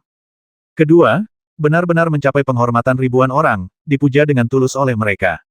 Jelas, hanya jalan kedua yang memungkinkan teknik ini mencapai puncaknya. Jika seseorang secara paksa menekan orang lain, bahkan jika mereka memuja, hati mereka tidak akan tulus, dan efeknya tentu akan buruk. Kekuatan sumpah ini dapat dianggap sebagai metode kultivasi unik dari praktisi Buddha. Karena praktisi Buddha dapat menyebarkan ajaran Buddha dan mencerahkan orang lain, mereka yang tercerahkan merasa bersyukur dan membuat patung Buddha emas, memujanya setiap hari. Dengan cara ini, praktisi Buddha memperoleh kekuatan sumpah, yang kemudian dapat mereka kultivasi. Labu kekuatan keinginan ini tidak dibuat dengan kekuatan spiritual, tetapi sepenuhnya dengan kekuatan keinginan. Saat ini aku kekurangan kekuatan keinginan, dan kultivasi bukanlah sesuatu yang dapat dicapai dalam semalam. Selain itu, labu ini milik orang lain, bukan milikku. Bahkan setelah dimurnikan, ia tidak akan sepenuhnya beresonansi dengan keinginanku. Jadi, sambil memikirkan ini, mata Cuyan tiba-tiba berbinar. Seketika, sebuah benda muncul di tangan Cuyan, labu anggur. Labu anggur ini awalnya memiliki kemampuan untuk mengubah air menjadi anggur berkualitas. Itu adalah hadiah dari Tetua Jiu ketika Cuyan masih berada di alam fana. Kemudian, Cuyan menggunakan cairan spiritual untuk menyeduh anggur di dalamnya, dan kemudian memasukkan mutiara penolak air, memberikannya efek tambahan untuk menolak air. Namun, sekarang Cuyan telah mencapai tingkat kultivasi ini, labu anggur hanya berguna saat mengisi kembali energi spiritualnya. Efek penolak air sudah lama tidak berguna sebagian besar waktu, labu itu hanya digunakan untuk minum anggur. Misalnya, dulu, dia dan Yutong minum anggur dari labu itu di malam hari. Kenapa aku teringat Yutong?